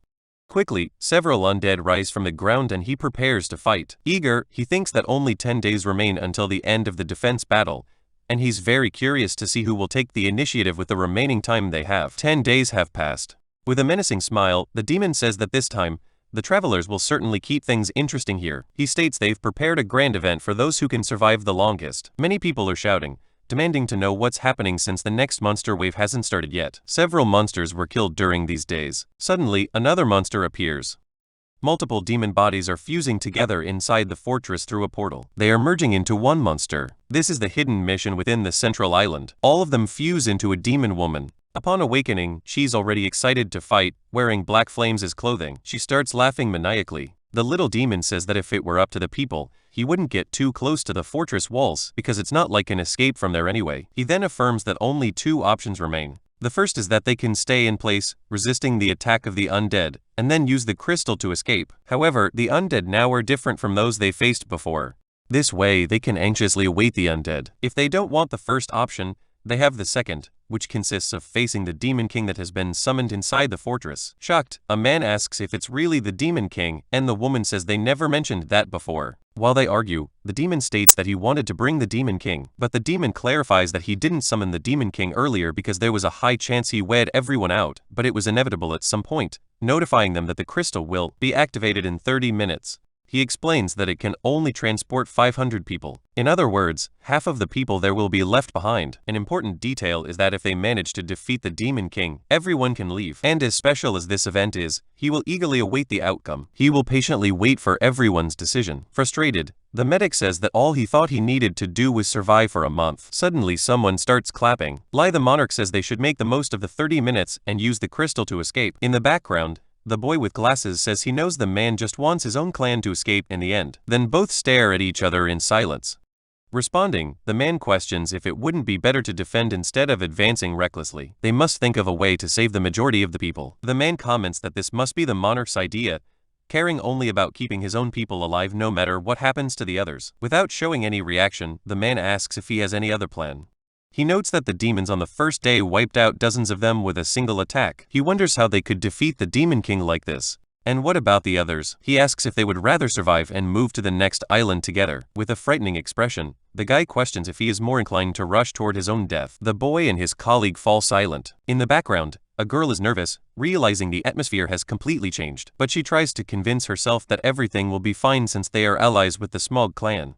The protagonist arrives at the scene affirming that the only way they can escape is by defeating the Demon King. This statement makes the girl even more nervous and confused. The protagonist concludes by saying that logically, only those who survive the battle will be able to get out of here. The man thinks to himself that this guy is interfering again. The monarch comments that the protagonist must be very confident he'll survive. Cyan Kang remarks that perhaps he will. However, he observes that if they fight for the crystal, it's obvious that at least 500 people will die, if not more. The blonde girl says that in that case she'll follow him. She says they can't trust the clan leaders, so it doesn't make sense to join the clans right now. Raising their hands in excitement, people say they will fight the Demon King and escape together. Other members of the group arrive, declaring that they will fight alongside Kang Hansu. The earlier person starts getting more nervous, saying that with things going the way they are, they need to stop Kang Hansu right now, because it's important to destroy their morale. If the battle begins, everyone will fight to survive. As she contemplates ambushing him somehow, Kang warns her not to even think about fighting now, throwing his scythe with the chain near the girl, stating that it will be hard for her to deal with the consequences afterward. She becomes absolutely terrified by this warning. The monarch arrives, saying that what they are going to do now is cooperate with each other and resolve any disputes they may have, saying he'll follow his plan for the time being. With a grim look, he says they still have a chance. It seems everyone has already made some sort of decision. However, the hero asks everyone to give him a moment before they do anything. He says he needs to set things right. Then he takes out his new weapon to make an attack, chaining the crystal all at once. He puts pressure on it with the chains to the point of breaking it. This leaves the monarch and his colleague in shock, questioning what he is doing. The protagonist declares that since they're heading to the fortress, they won't need the crystal, because having an escape route would only make everyone weaker. People in the background agree with him, saying they need to focus on the task at hand. Everyone should head south to defeat the Demon King. Breaking the tension, Kang tells them not to follow him, stating they should take care of themselves and fight for their own survival. At that moment, the countdown ends and the test begins. A while later, they enter the Demon King's fortress. Inside, the surgeon remarks that this doesn't seem to be the same fortress he saw before because it's completely different. The atmosphere is dark with a purple hue and many candles lit around. There are numerous lit candelabras as if it were some kind of church. And the fortress is enormous, so large that there isn't even proper lighting to see the end of it. Just seeing this place already instills fear in people. Excited, the Demon King says it's been a long time. He says that if they came here to have fun, he can't let them leave now. Quickly, the doors slam shut, scaring everyone. The system notifies that the fortress has indeed been sealed. The ground begins to crumble rapidly. Several monsters start climbing up from beneath the floor, resembling undead goblins with a grotesque appearance. One of the people there is terrified. She screams for help as the monster charges at her. The protagonist's weapon strikes the creature. He tells the people not to panic, reminding them that these bastards are no different from the enemies they faced before. Looking at the boy who has fallen and is crying, he tells him to pull himself together and fight them. Deep in thought, he realizes that the real problem lies ahead. Because to fight the Demon King, they need to get through all those gates. Suddenly, pillars of fire rise and Kang warns everyone to step back. This is the gatekeeper demon with a murderous aura ready to fight and defend the fortress. Several fire demons begin to emerge. They are preparing to battle and protect the area. As they start attacking together, the protagonist orders everyone to get out of the way. A thick cloud of dust rises. With a serious expression, Hanzo instructs that they must face the enemy separately. He tells those responsible for buffs to retreat to the back. Meanwhile, the long-range attackers should take their positions, concluding that those who aren't skilled enough should focus on guarding the perimeter. Park warns him to wait as advancing recklessly could put everyone in danger. Ignoring him, the boy charges ahead, alerting the left flank that he's starting the attack. Kang knows this monster is based on the Abyssal Guardian, and despite still being relatively weak, its movements are quite similar. Therefore, he can easily predict its attacks. He throws his chain toward the monster, stating that he can now use the full power of Decratos. These chains can extend for dozens of meters. This is the power of the weapon the protagonist obtained. Using the suppression ability, he starts exerting pressure with the chains. As a result, the monster kneels. Kang can trap any opponent through his pressure. Draining its magical power, he casts a curse that lowers all of the opponent's stats. Though it drains his own mana, it's not something he can't handle. With a murderous aura, he asks if they're just going to stand there watching. All the fighters are impressed by the protagonist. Leader Park says they can't just sit by and watch. He orders everyone to prepare to attack, commanding his clan to fight for the honor of the group. The other leader says the weaker ones should serve as support in the rear, and the team says they'll strike first. All the clans begin working together, attacking in sync. They start firing long-range weapons at the kneeling monster. It seems the monster is gradually losing its strength. However, flames start emerging from its sword. It looks like it's trying to invoke the infernal flame. A mess of firepower begins to surge from within, starting to put pressure on the chains of the hero's weapon. Suddenly, the monster manages to stand up. Apparently, its stats have returned to normal. Kang tells them not to stop attacking for even a second,